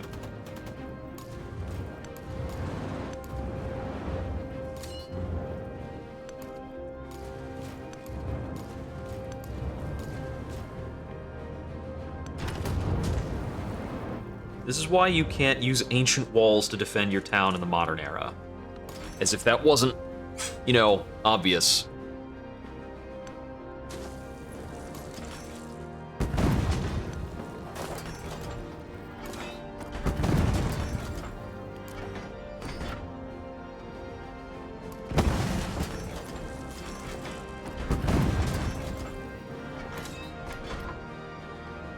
Yeah, I'm gonna unpack this guy.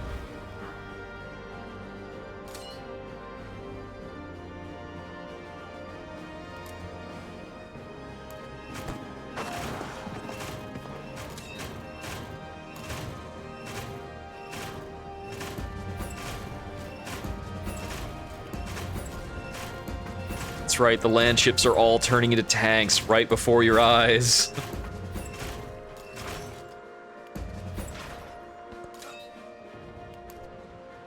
I do like that promotion. Take assault benefits over here.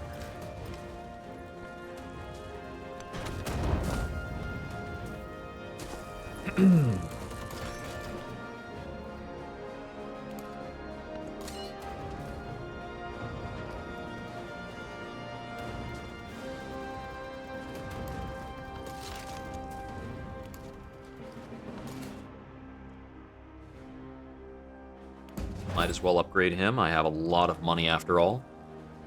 Let's see. This guy's on the move already.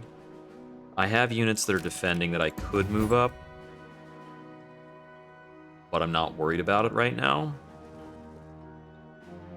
Let's see. I want to make sure he's fighting fit in case I need him. These guys are fine. I don't really want to move them. Oh, wait.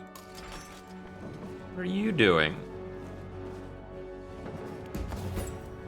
Upgrade that unit. Preparation.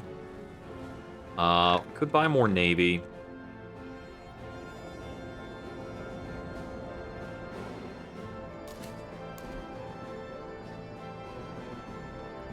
Oh, we don't have a rail station here in Karakoram.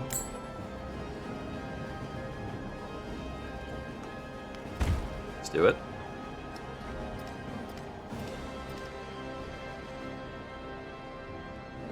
Oh, we'd have to buy a factory, too, for that to get the factory benefits. That is a separate purchase. Open Air Museum finished in Tosali. My culture has gone beyond Ada Lovelace's. Jose Rizal is somehow losing influence per turn, probably from a lot of spycraft. My influence per turn has dropped to 56.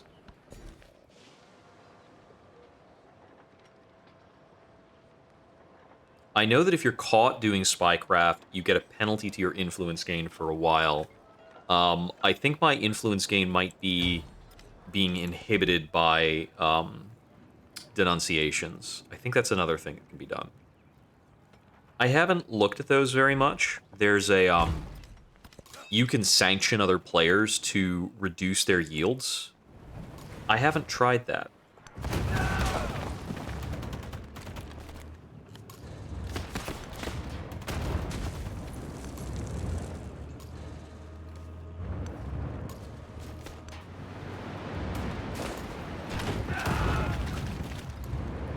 See, I think there are 2 fortified tiles for this town.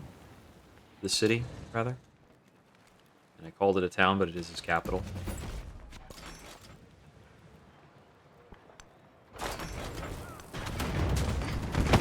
That'll be a capture.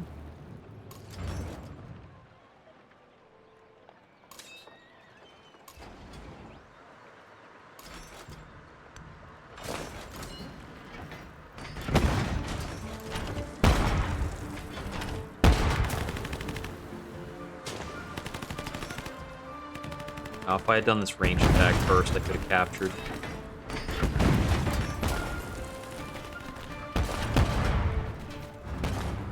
What a weird angle for that unit to decide to attack from.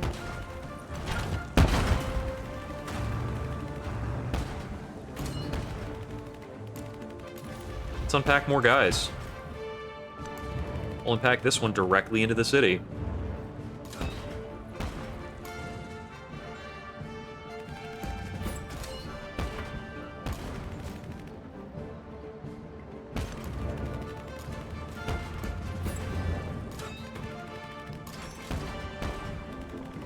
I can only do an unpack action once per turn per commander.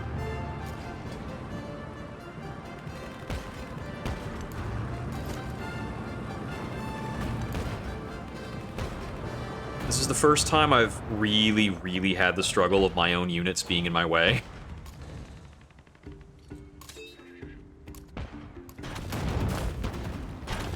I see you built a land ship in there. I don't care.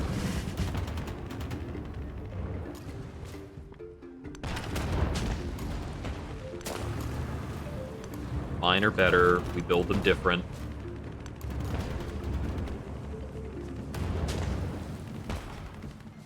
Is that unwalled? Can I just walk in there?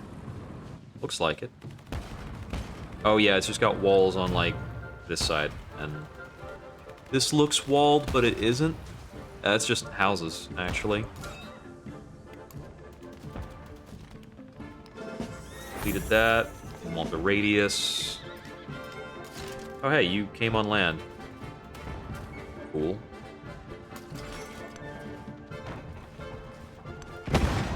Get him into town, bombard, kill you.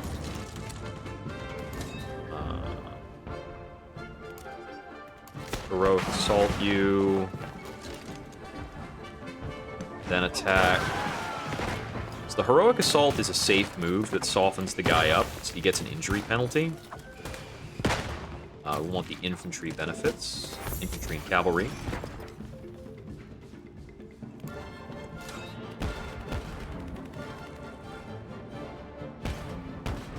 Oh, I can unpack my siege weapon. There we go. Oh, and attack with the siege weapon, because, you know, not attacking... Oh, well, let's upgrade instead, actually. It's like, oh, not attacking would be silly. Oh, wait, I can upgrade. That feels even better. Just running roughshod through everything my enemies hold dear.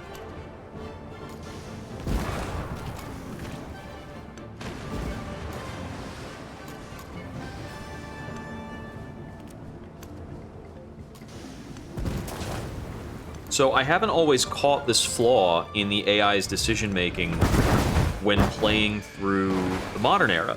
They just all decided this time that none of them would adopt ideologies. And it's almost turn 50. Surrender option. That might be helpful, yeah. But yeah, like, my yields are going to blow them out of the water while I have an ideology and they don't.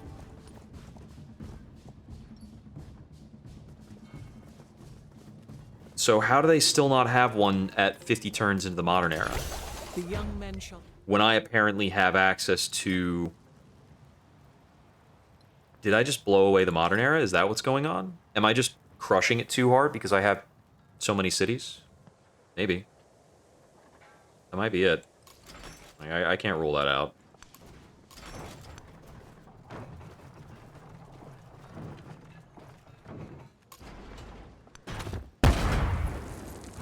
Okay, yeah, I guess we captured that there.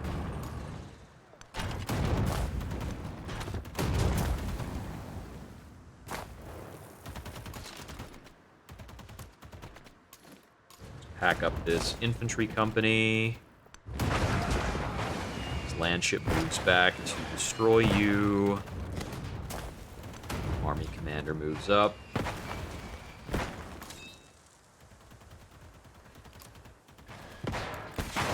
Throw assault. Shoot you. Blow you up.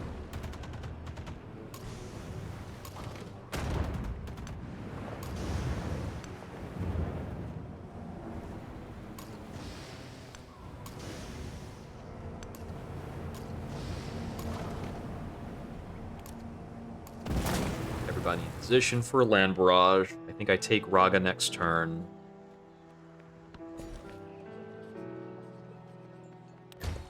Specialists go there. Aerodynamics gives me the option to break the sound barrier.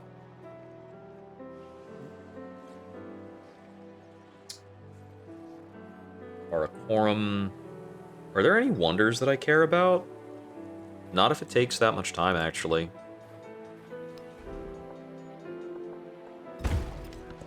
I have so many buildings to build.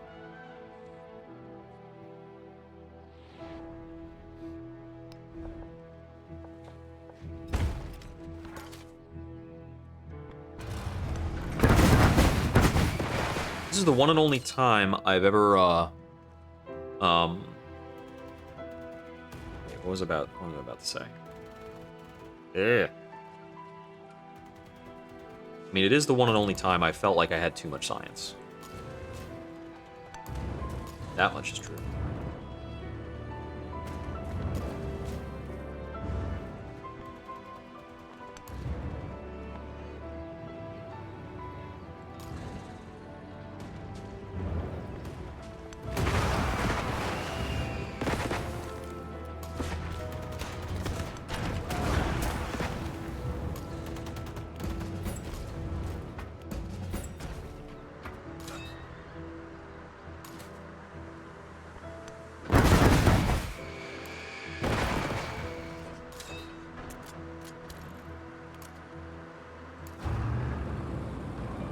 Why would they switch around there? That's so silly.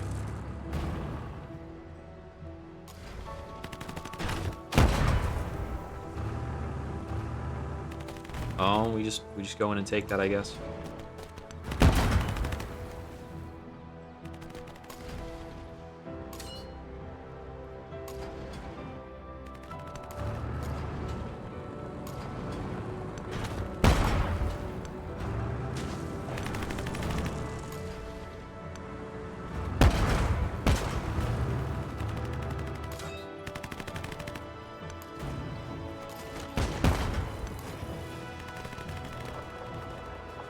We have completely surrounded Arsa. There's only one district left here to take. It's almost ours. Oh, wait. I guess we still had a guy with movement left. Now it's mine. Come up here.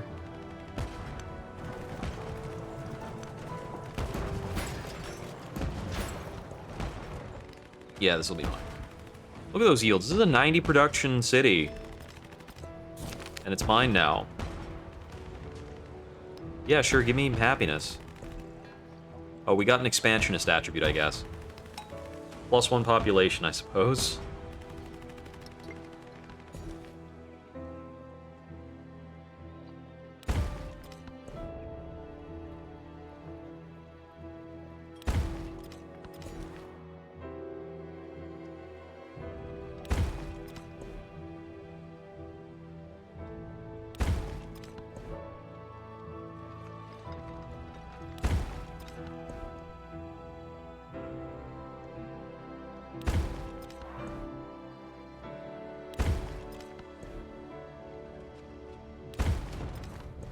Gained tobacco.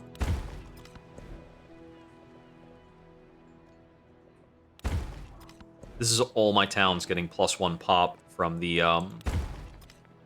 expansion effect I just took.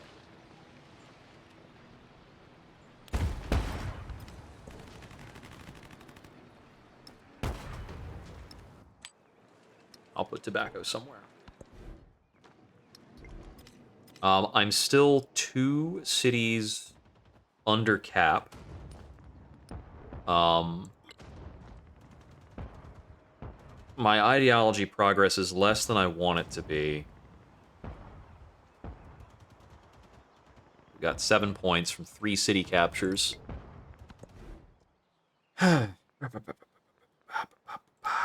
Buy me an open-air museum.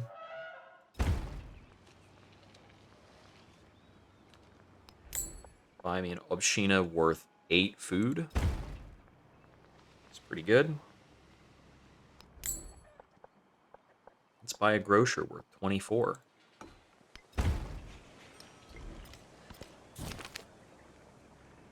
Yeah, building an Obscena was worth it. We get an effect here. I can get +3 food on Obscena or +3 happiness. We'll take the happiness. We'll put another farm down next to the Obscena. I hope I'm saying that. I hope I'm pronouncing that correctly, but if I'm not pronouncing it correctly, it's not like I'm going to freak out. I think I'm usually pretty good at recognizing how things should be pronounced, especially a lot of crazy foreign words. But, you know, it's not like I'm particularly bothered about whether or not I say something correctly.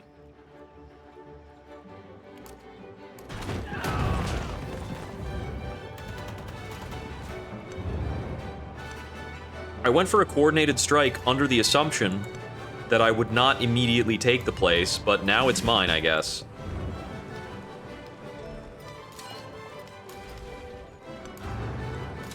I don't feel like I did much there. I just kind of walked in. Okay, that's only movement for the commander if we take from the initial maneuver effect. Yeah, the only way to apply one movement to everybody in the radius is service down here, the commendation. Which is pretty valuable.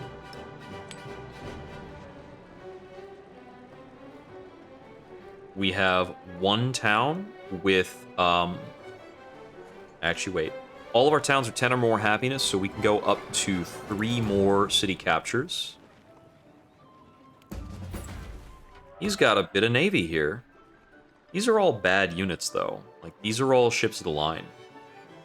I might be able to buy 1 dreadnought and clean them all up. Or, I mean, and I think this is a lot easier, we could probably just, like, send 1 guy up to Kyoto, and, oh, no, we won't take him out of the game, because he's got Nagoya over here. He's got 2 settlements. I am going to send somebody up to take Kyoto. Men accept civility so as to accumulate wealth. Emancipation reform should be strong. Yarlig is still registering nothing. This is cities not founded by me, so presumably I need to upgrade into cities on my recently captured stuff for that to apply. Let's see. Emancipation reform. We can drop Shireni for that. More production. Let's see. I mean, yeah, this turns out to be pretty valuable just because it's, just because we have an ideology. Once you have an ideology, you're mostly going to be placing specialists for the rest of the game. It's very difficult to outpace the ideology-based civics that give you extra yields for every specialist. I will take this because completing the tree will trigger an event.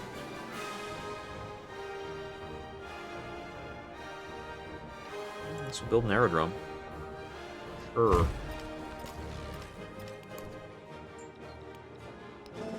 And the build choice I made there, like building on that district, is almost certainly bad. We could fit 2 buildings on that, and it would be better. But it's not bad enough to matter, as it turns out.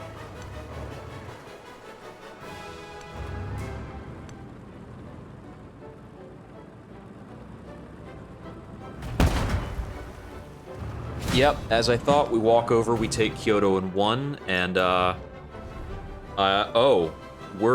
We've destroyed him too quickly to have an option for peace. I see. How unfortunate for that guy. Move that over there so I can send pearls to Ravenna for a better happiness buffer. Silk to Karakorum for more culture. Karakorum alone is producing 1/8 of our culture. Cool. And this guy doesn't need to stay here. He can move on. Roadkill. He's already dead. Yeah.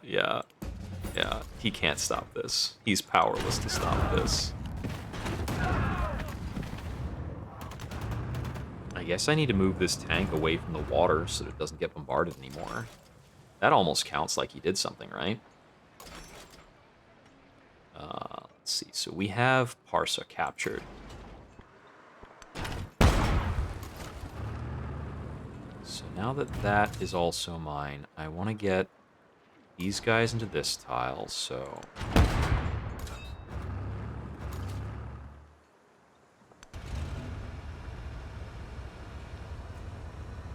Actually, he has a range of 3. He doesn't quite need to be in that tile, but that's where we'll leave him.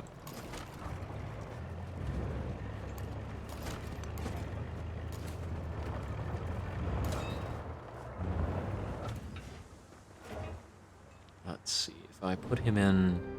That's vegetated, so I can fire through it with artillery, but not with standard units. Just get another promotion? Jeez. This is, like, unfair.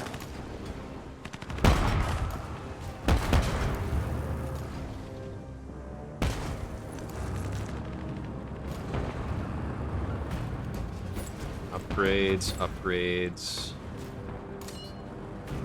Focused attack to finish this off.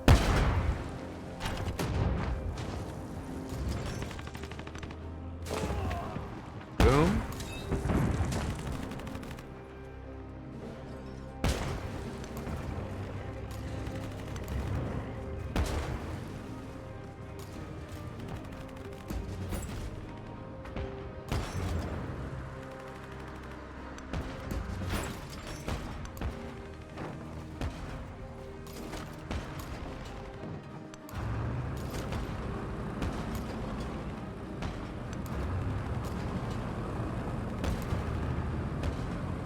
Keep on moving the tanks up.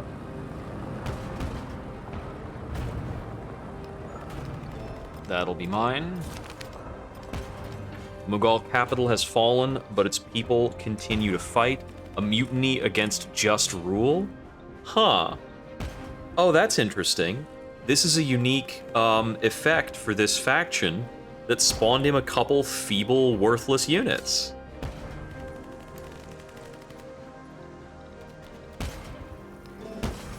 I wonder if we might get every tree on this army commander this run. I don't think so. I think the game will be over before that guy can get enough promotions, but... Oh boy, he's coming close.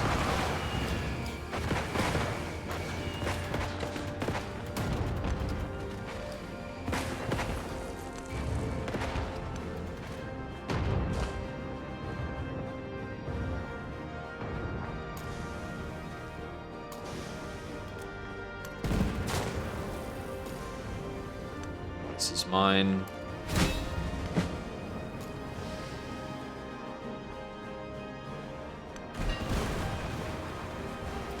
Look at the weak struggle.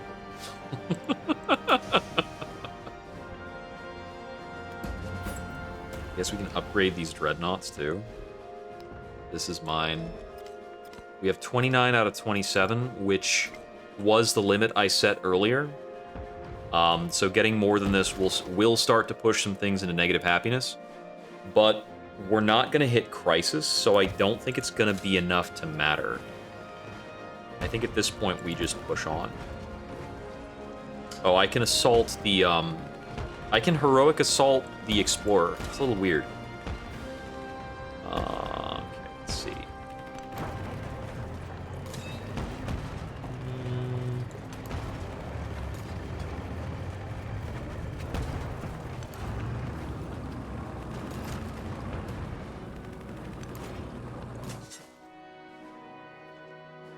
Yeah, as expected, I can't stand in this tile or dig up that stuff. So, what we want to do is have this unit camp out next to the Wonder. Oh no, I was standing on that tile, but I couldn't dig up that stuff. Just upgrade. This guy's gonna creep around the top.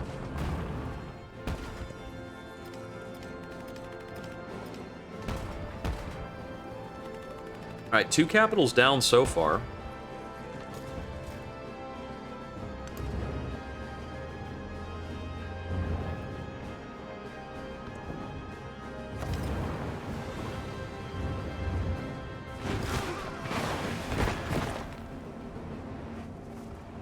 Yeah, he can put up a fight against Napoleon's units. Just doesn't matter very much.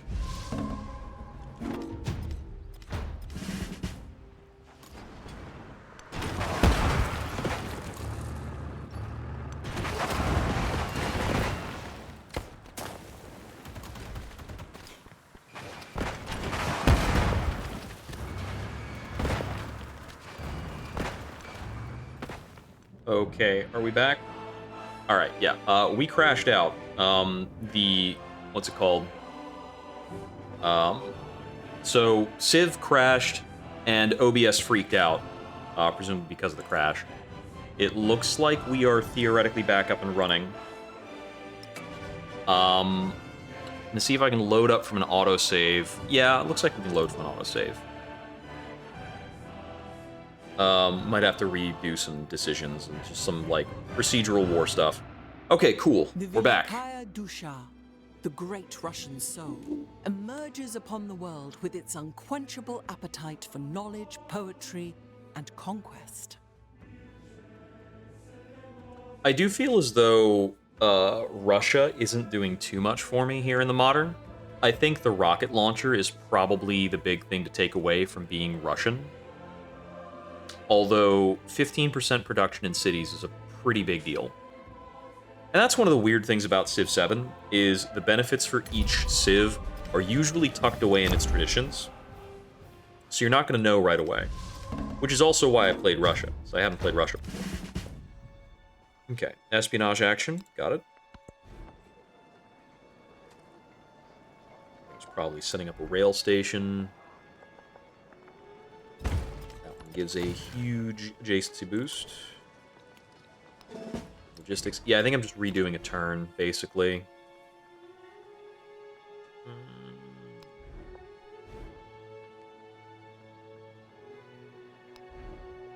Opera house right here. Yes, we are over the settlement cap. I'm aware.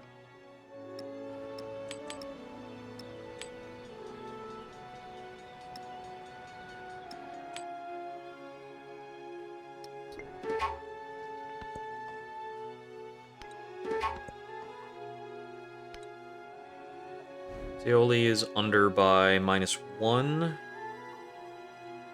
Looks like we can purchase an Obshina.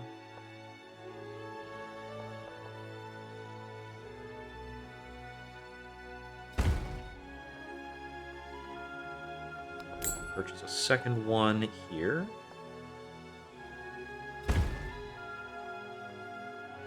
Actually, a third one over here. And now it has 8 happiness. So there we go. Wasn't actually that unhappy after all. Have this army commander sit tight, basically.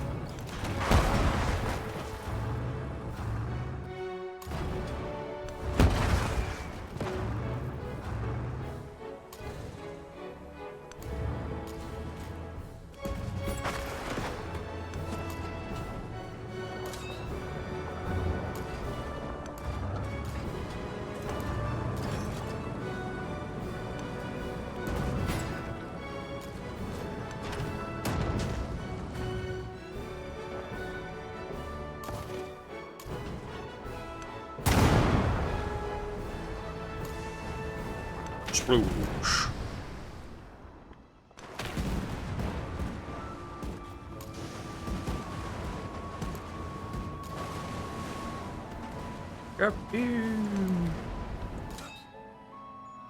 This guy over here is gonna get... We want maneuver or logistics. Logistics is the one that lets us go through cliffs. Cliffs are some of the only things that will be slowing me down at this point.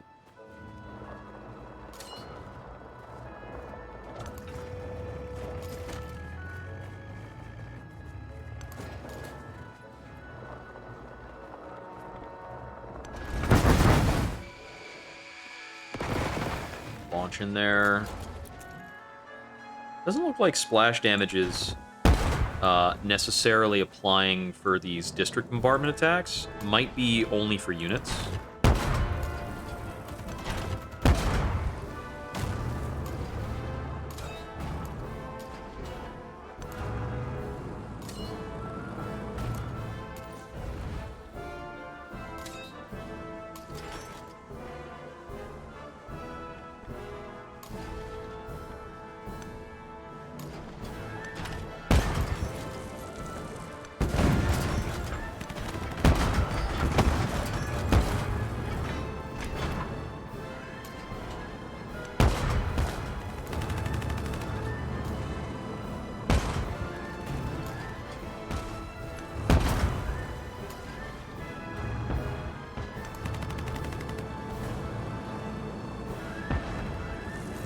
Is really like, there's basically nowhere to stand on this war front. It's insane. There's no angle for this, for that gun to fire.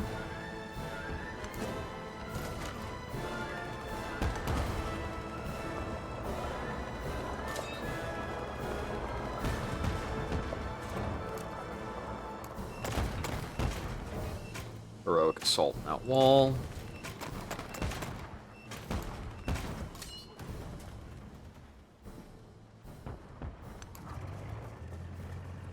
Yeah, at this point, I'm just going to keep attacking things and taking stuff until I have triggered the win con. Rest. You can chill. Okay, there we go. You can sleep. Pretty much got through the turn. So I guess Napoleon is Prussian, looking at his units. This is the Hussar.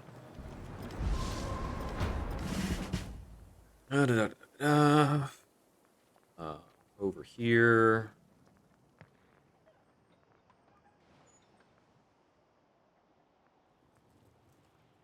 This place should be happier.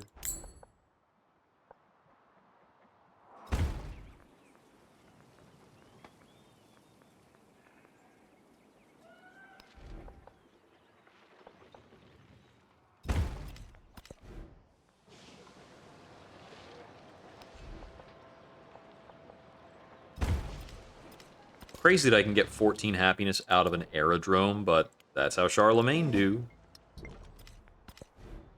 The more districts you complete, the crazier this happiness benefit gets. 3 turns for a 7 culture open-air museum? I don't know. I don't think I need things like that right now. I think I'll take a rail station just so that I can, like, possibly warp units up here. Settlement undefended. Meh.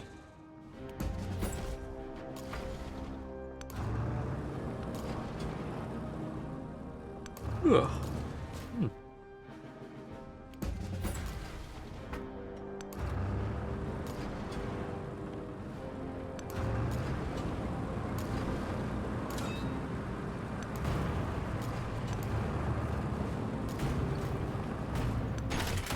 not going to let a ranged unit show up and start causing me trouble. Taking that out. This dreadnought's going to make it difficult for me to cross. Without taking losses, anyway.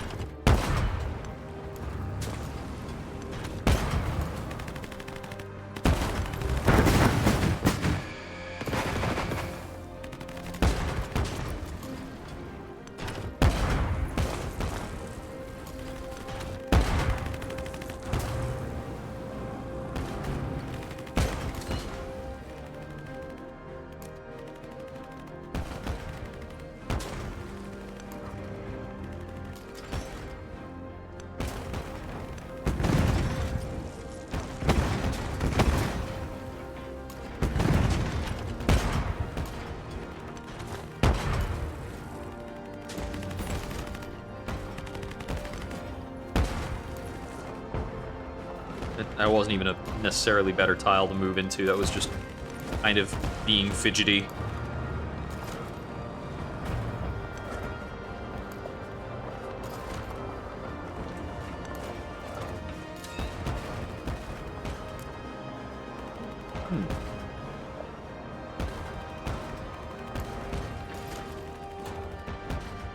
Continuing to play it out in the late game like this is a little tiresome. But we are progressing through this at a pretty good clip.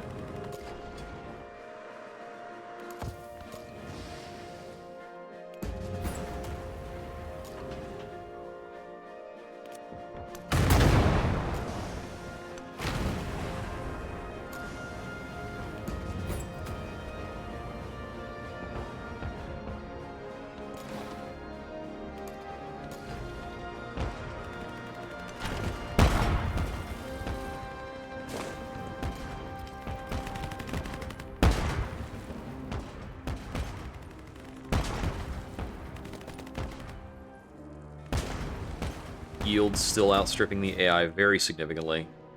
Which is going to continue to be the case if they don't pick up ideologies. Makes me think the AI is avoiding adopting an ideology to prevent me from gaining points, which is not a sound strategy. So I need 5 more ideology points. It's 3 more captures. So, Baghdad, Tarsus, and then we'll converge on Kusa. Got aerodynamics figured out. We're going to grab rocketry.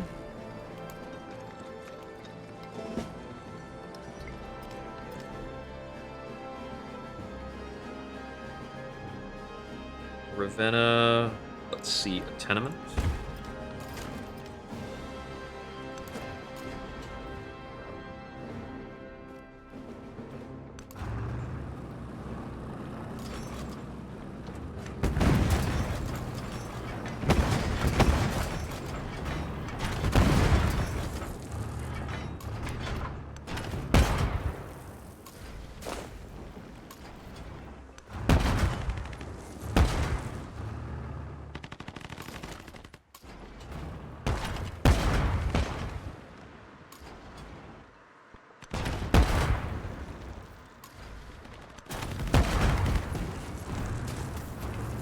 And she beats Dreadnought, I guess.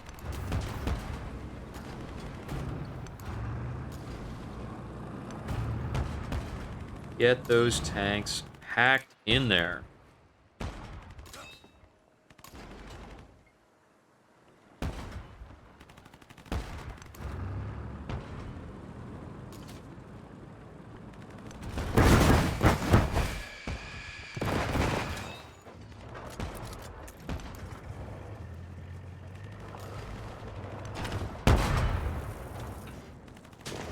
Looks like we finish sacking Baghdad next turn.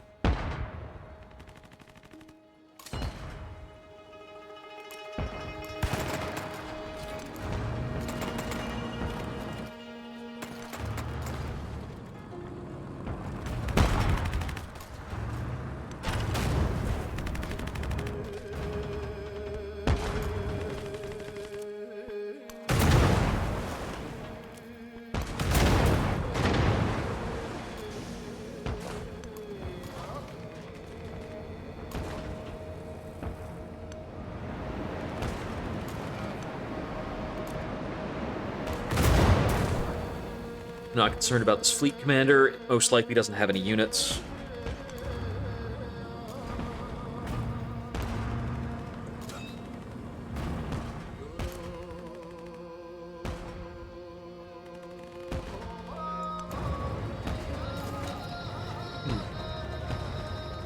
No targets for the AT gun.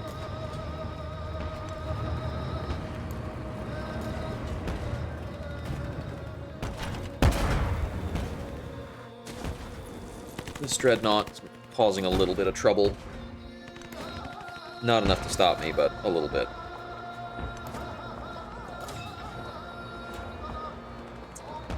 I guess this army commander was hanging back a little bit. Oh no, there's a guy here is why. And now there isn't.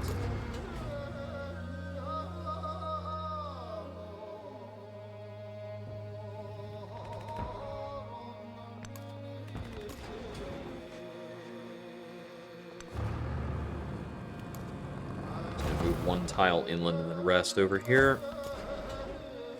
Rest those units.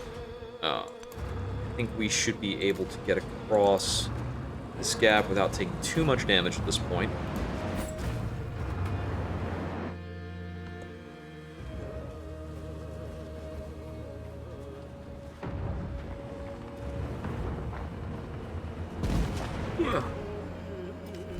Need to grab more coffee in a little bit. I was hoping to be able to knock out this game before we take a break. Xerxes wants out. Nope. We'll let Jose go.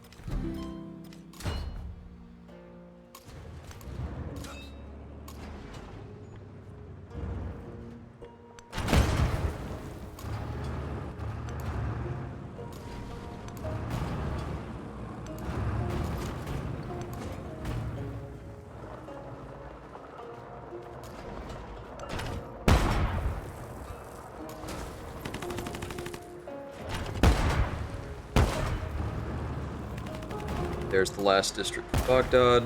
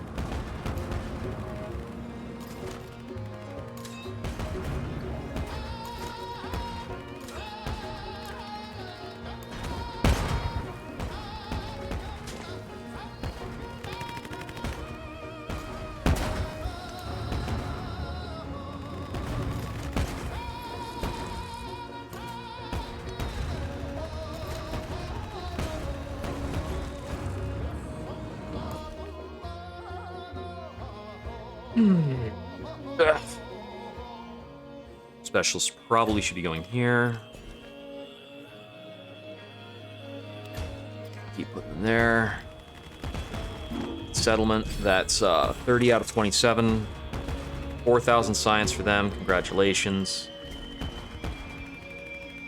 Let's see.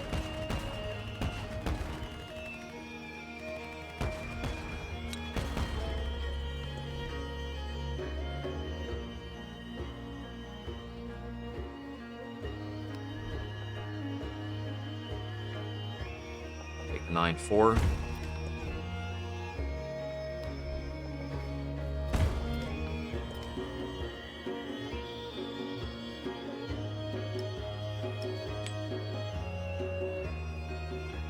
So at 3 settlements over, we've got 2 towns that are unhappy.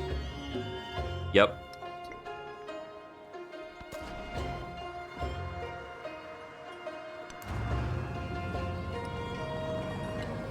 We need 2 more captures.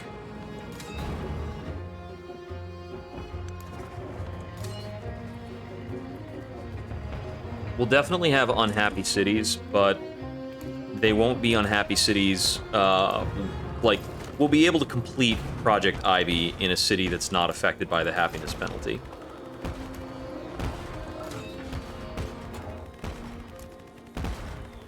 Sure, you have the spare time. Okay, it lets you issue the command, but it doesn't do anything. That does answer a question.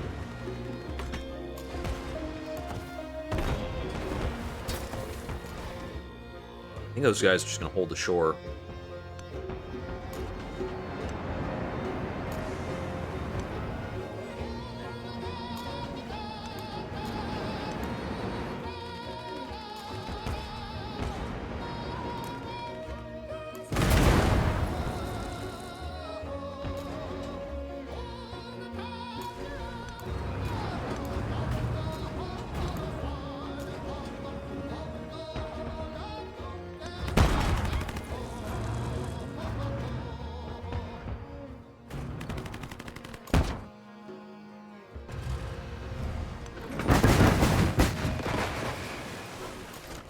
pathetic of you showing up there.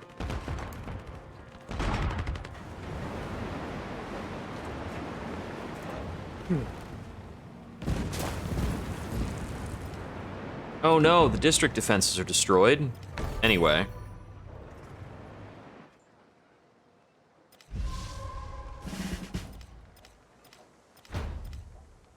Napoleon has joined communism. What a traitor.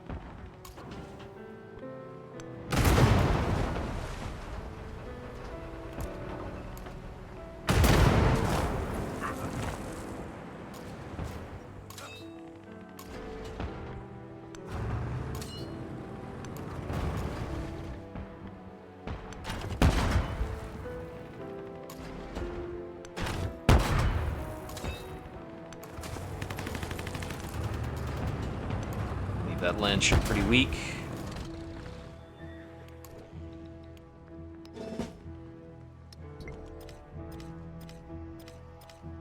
Taliputra is still conducting its transatlantic flight.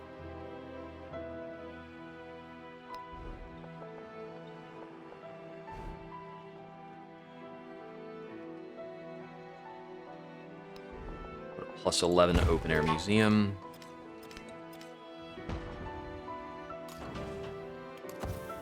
Finland Praga might possibly be under an attack, but not one that would worry us.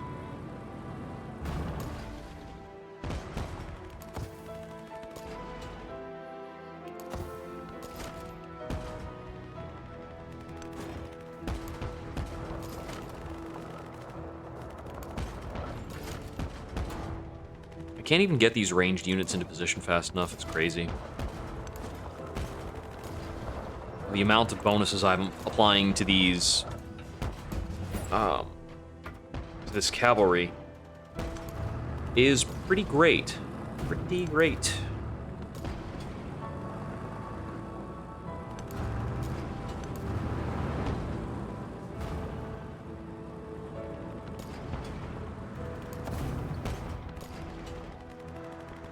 And Charlemagne, it seems, no, Xerxes at least, doesn't seem to have flight at the ready.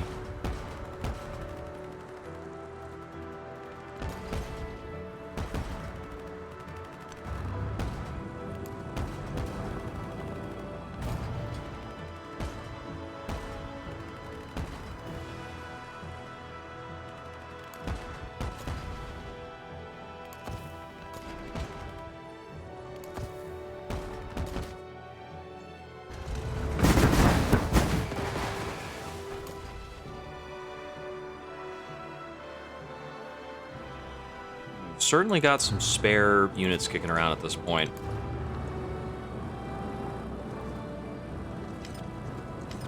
So Napoleon is a communist. We could theoretically turn around on Napoleon and sack like 2 of his cities for the game clear. Hatshepsut will give me one of her cities so that she can say sorry for war decking. Pretty good for me. Take a cultural attribute point, because I believe they're further behind, and I remember seeing some big bonuses over here.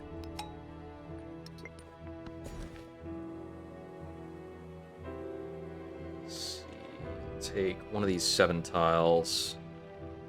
Several options.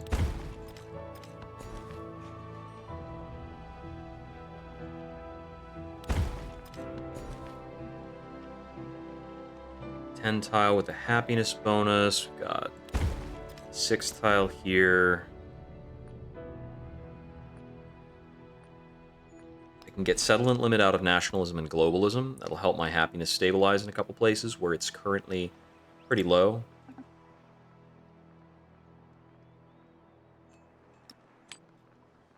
Looks like that placement is restricted by my trade range. There's a 13 open air. So we'll take that. Take a rail station.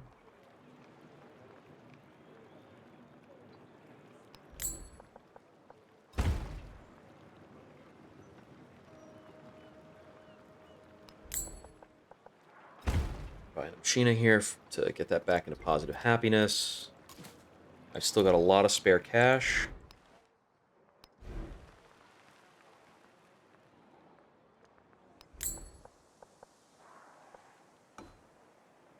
I'm making sure that I'm not replacing farms anytime I'm doing some of these odd buys. Yeah, I thought so. We're not replacing those.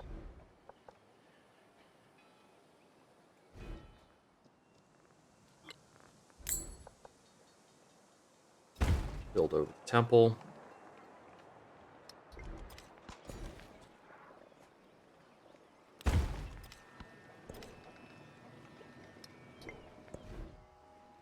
Pretty much good to hit next turn now. Well, this is our freebie city. I'm going to make it a fishing town.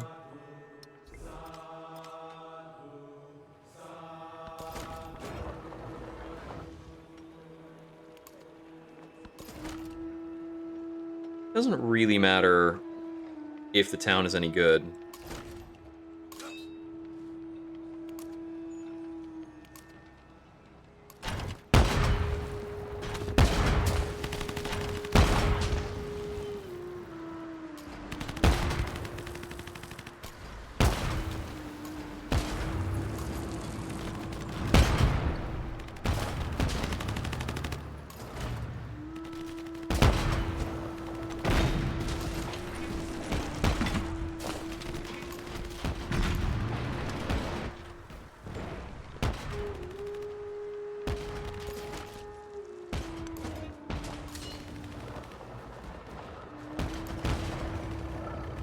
Baghdad is mine. Kusa will be mine next turn. How about Tarsus? What do we got?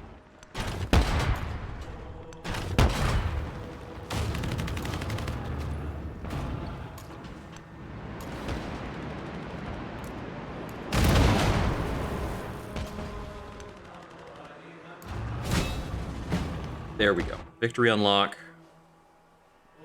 Pataliputra is busy. My highest production after that was Haran. Currently producing an aerodrome. I need you to build me the Manhattan Project. Cancel that aerodrome. It doesn't matter.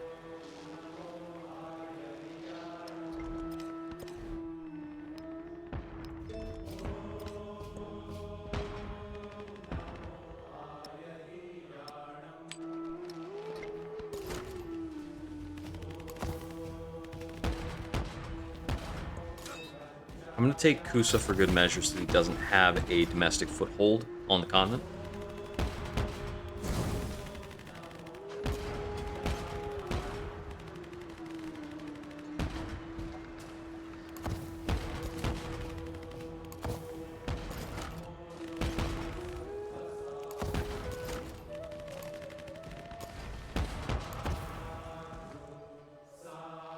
And actually, now that I can build Project Ivy, I'm just gonna let him keep the city.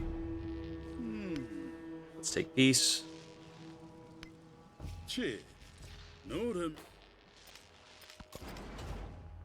And I'm just gonna sleep all units.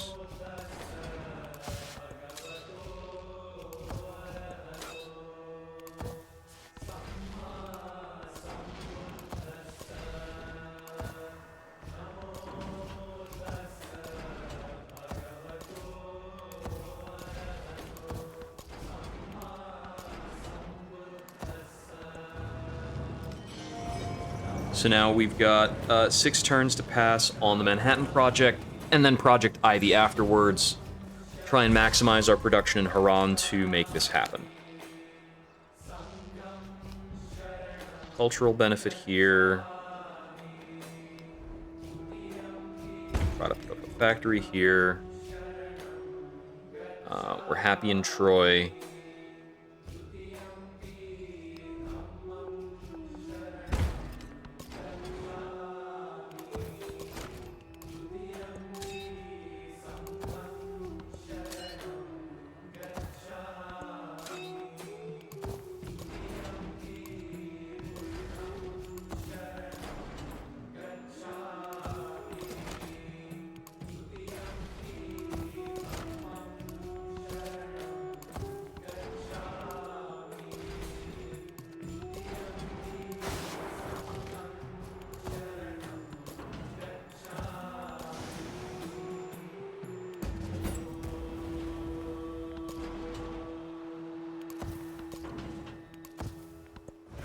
Okay, I think we've got everybody on, like, alert or sleep, so we don't have to click through them every turn.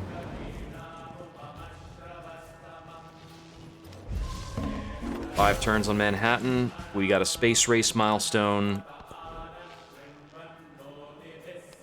I'm gonna ask them to break the sound barrier. They're not gonna get it in time.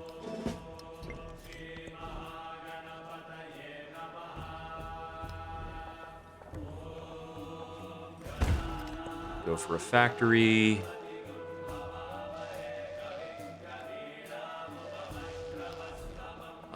Open air museum over here.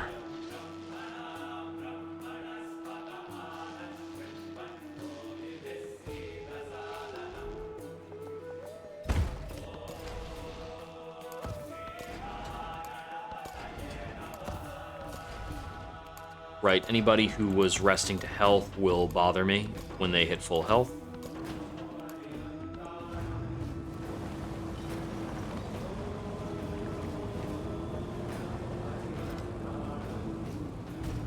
Got over 1,000 influence, and I don't have any plan to do anything with it. A screaming. Unlocked rocketry. Here in Haran, I'm going to purchase the aerodrome.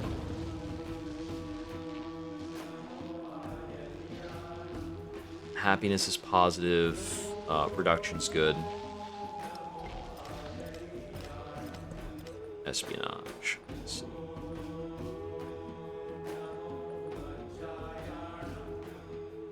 We'll go with Flight 2. That might give us a meaningful production bonus in Haran. And I want to make sure I've got somebody with the leadership promotion parked over there. Nope. One of these guys up near the front line has it, I'm sure. Yep.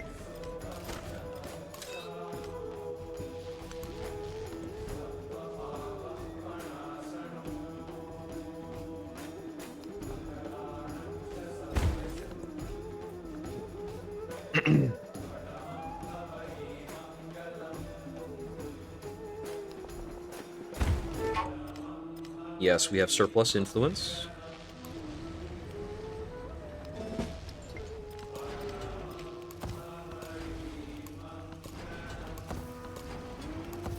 Click, click, click, click, click. 2 more turns to Manhattan.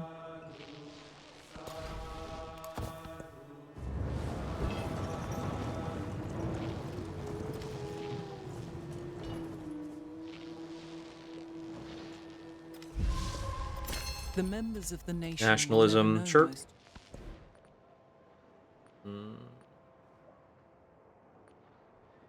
Globalism for the settlement limit. Alliance is weakening, doesn't matter. Next. Xerxes finally joined democracy. Okay, it took turn 60 for Xerxes to pick up an ideology. It's kind of wild. Manhattan Project done. Operation Ivy, 12 turns. Click Future Tech.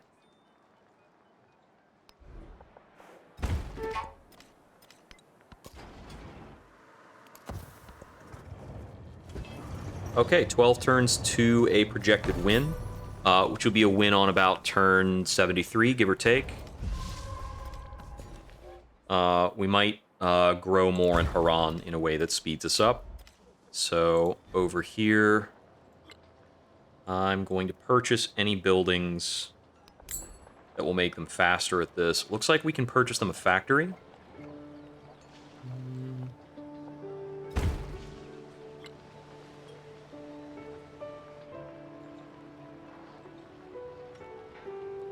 You should be showing me the factory option now.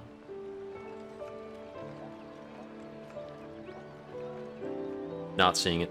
I think it needs to be connected to the rail network for the factory. So maybe we need to buy a few more rail stations to make that the case. Okay, these two are now rail networked together. Is that enough? No. Okay. I'm certain that I have mass production, which is what we need to get factories. Why can't I buy a factory in Haran? It's not because they already have one, right? Resource allocation in Haran. No factory here. That's yeah. Haran, no factory. Okay. So let's buy a couple more and see if it fixes itself or does a different thing. Rail station here.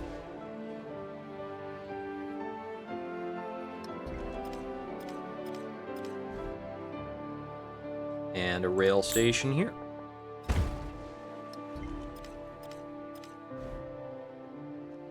And a rail station here.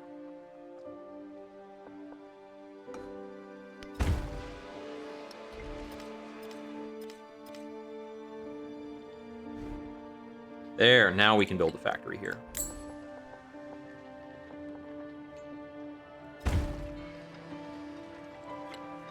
Okay, the department store will let me put one extra good in the city, which could also be meaningful.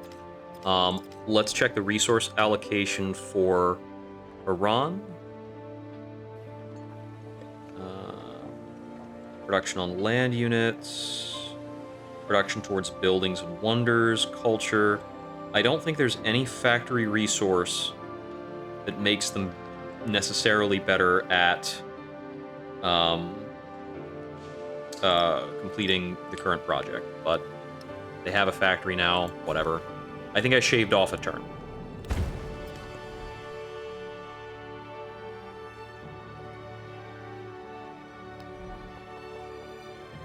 Military Academy can go here.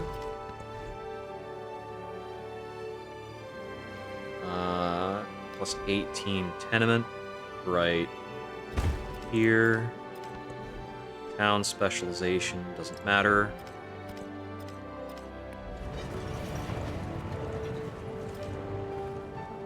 Just gonna try and go forward by 11 turns. Somebody might try to war deck us. Research collaboration, military aid don't matter. I don't think we can steal a meaningful tech, but just in case. Set those up. Space race, progress doesn't really matter. I'm too far ahead. Specialists go there. Specialist goes there. Tile. There's still a ruin here.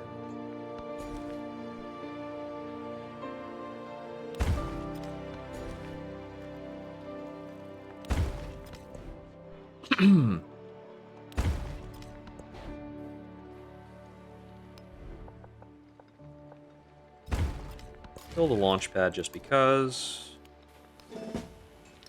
Review. Production here is going to be port, probably. Seems good. Maybe a grocer.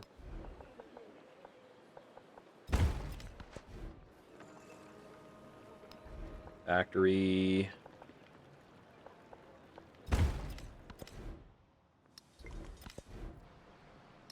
Don't really need to specialize any of these. Though it is going to keep reminding us that we can until we do.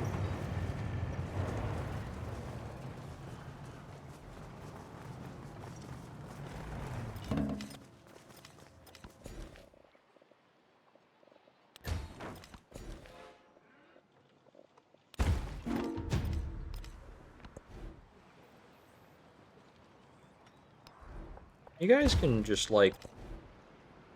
You can just slack off. You don't need to keep finishing these buildings and making me click on stuff.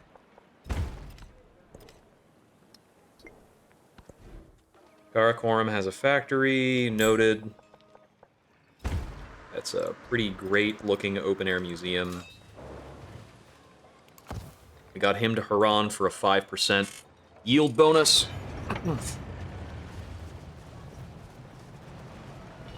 9 turns. The well-being Globalism. Of faraway strangers Gonna should be check no- policies real quick.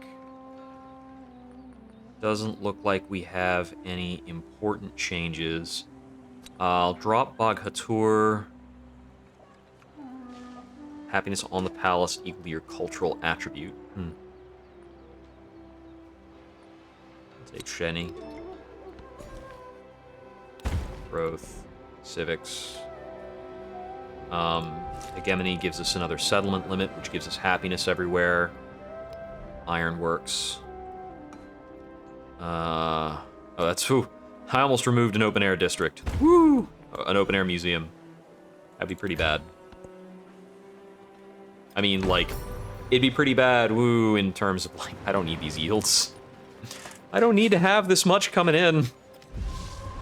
I'm, like, substantially more cultural, more scientific, and wealthier than Ada Lovelace. Allies at war? Well, fuck them. I don't need that smoke. We're busy. Busy crafting nuclear warheads.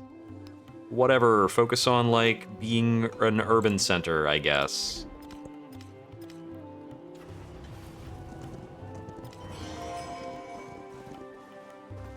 There are very few choices that still have the potential to speed us up on this Manhattan project.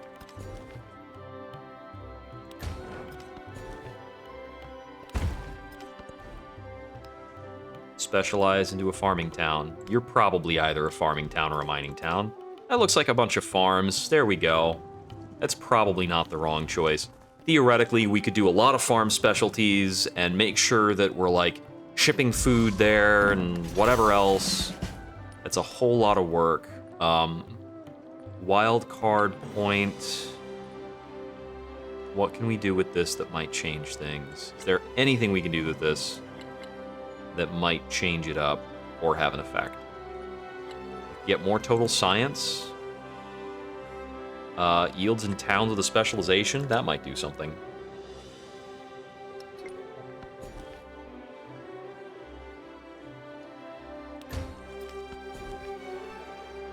Ah, Haran expanded. Okay, sure. I see +4 production here and no higher production gains. Future tech, aerodynamics, armor 2, mobilization 2. Take the mass production. We're celebrating.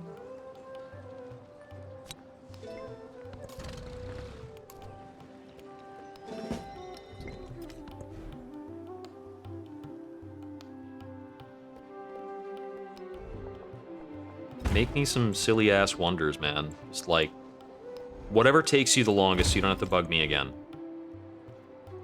Oh, we can't make the... I was thinking about making the naval one. Wasn't available. Battersea, that's the one I was thinking of.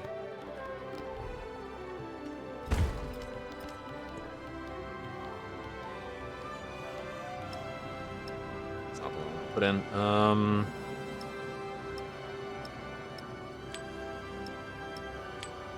Put a little coffee in Karakorum. A little coffee in a couple places.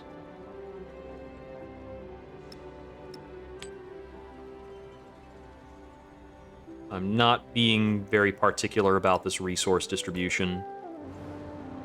It's just not where... It's just not important. 5 turns.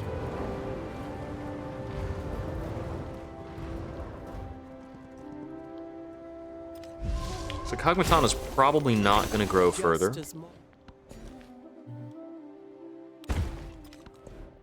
The fact that it told me I hit a milestone probably might mean that I actually, did I actually break the sound barrier?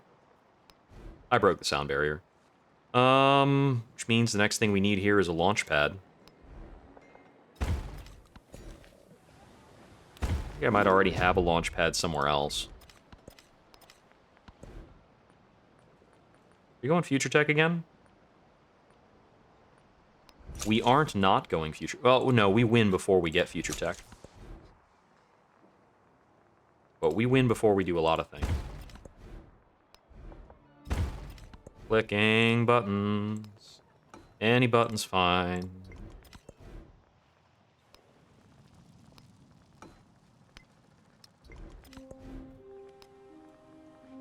Stop bothering me.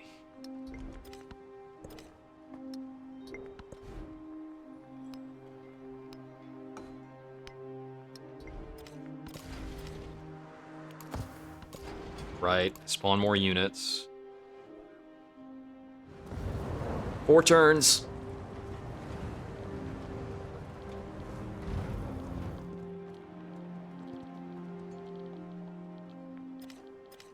This has got to be the worst in multiplayer, where you're sitting at that point and you have to, like, well, if you're, like, in person, if you're doing, like, a LAN party. Oh, whoops. That time I did remove the open air museum. Doesn't matter. I'm literally just clicking stuff. I should click things that take more turns. I don't have to click something else next turn. Failing the RTA. Respond to diplomatic action. Okay, sure. I've been spied on again. Future tech, doesn't matter. Capitalism, I guess. Build me a Battersea Power Station. Build a nuke.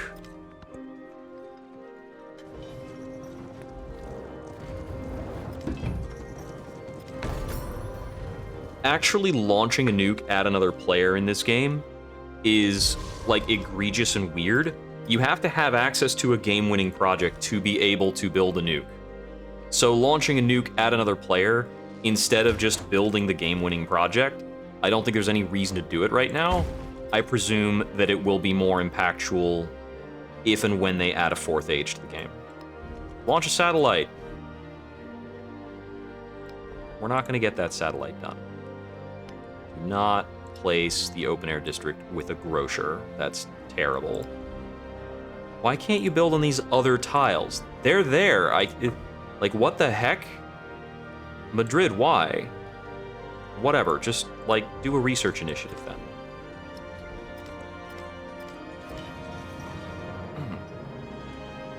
Ugh. Hermitage done. Jose Rizal became a Democrat. And we completed Operation Ivy. Okay, there's our victory with Charlemagne. I think our mid-game was a little weird, but there were some definite benefits to having picked the Mongols, just because it allowed us to expand a whole lot. We got to try completing non-sufficit orbis through pure warfare on our own continent, and indeed, we pretty much won the entire game without leaving our initial landmass, which is different. I haven't done that before, so that was cool. We captured a total of 32, well, we acquired a total of 32 settlements, both the ones we put down ourselves and the ones we captured. So, that's pretty cool. And there's Charlemagne.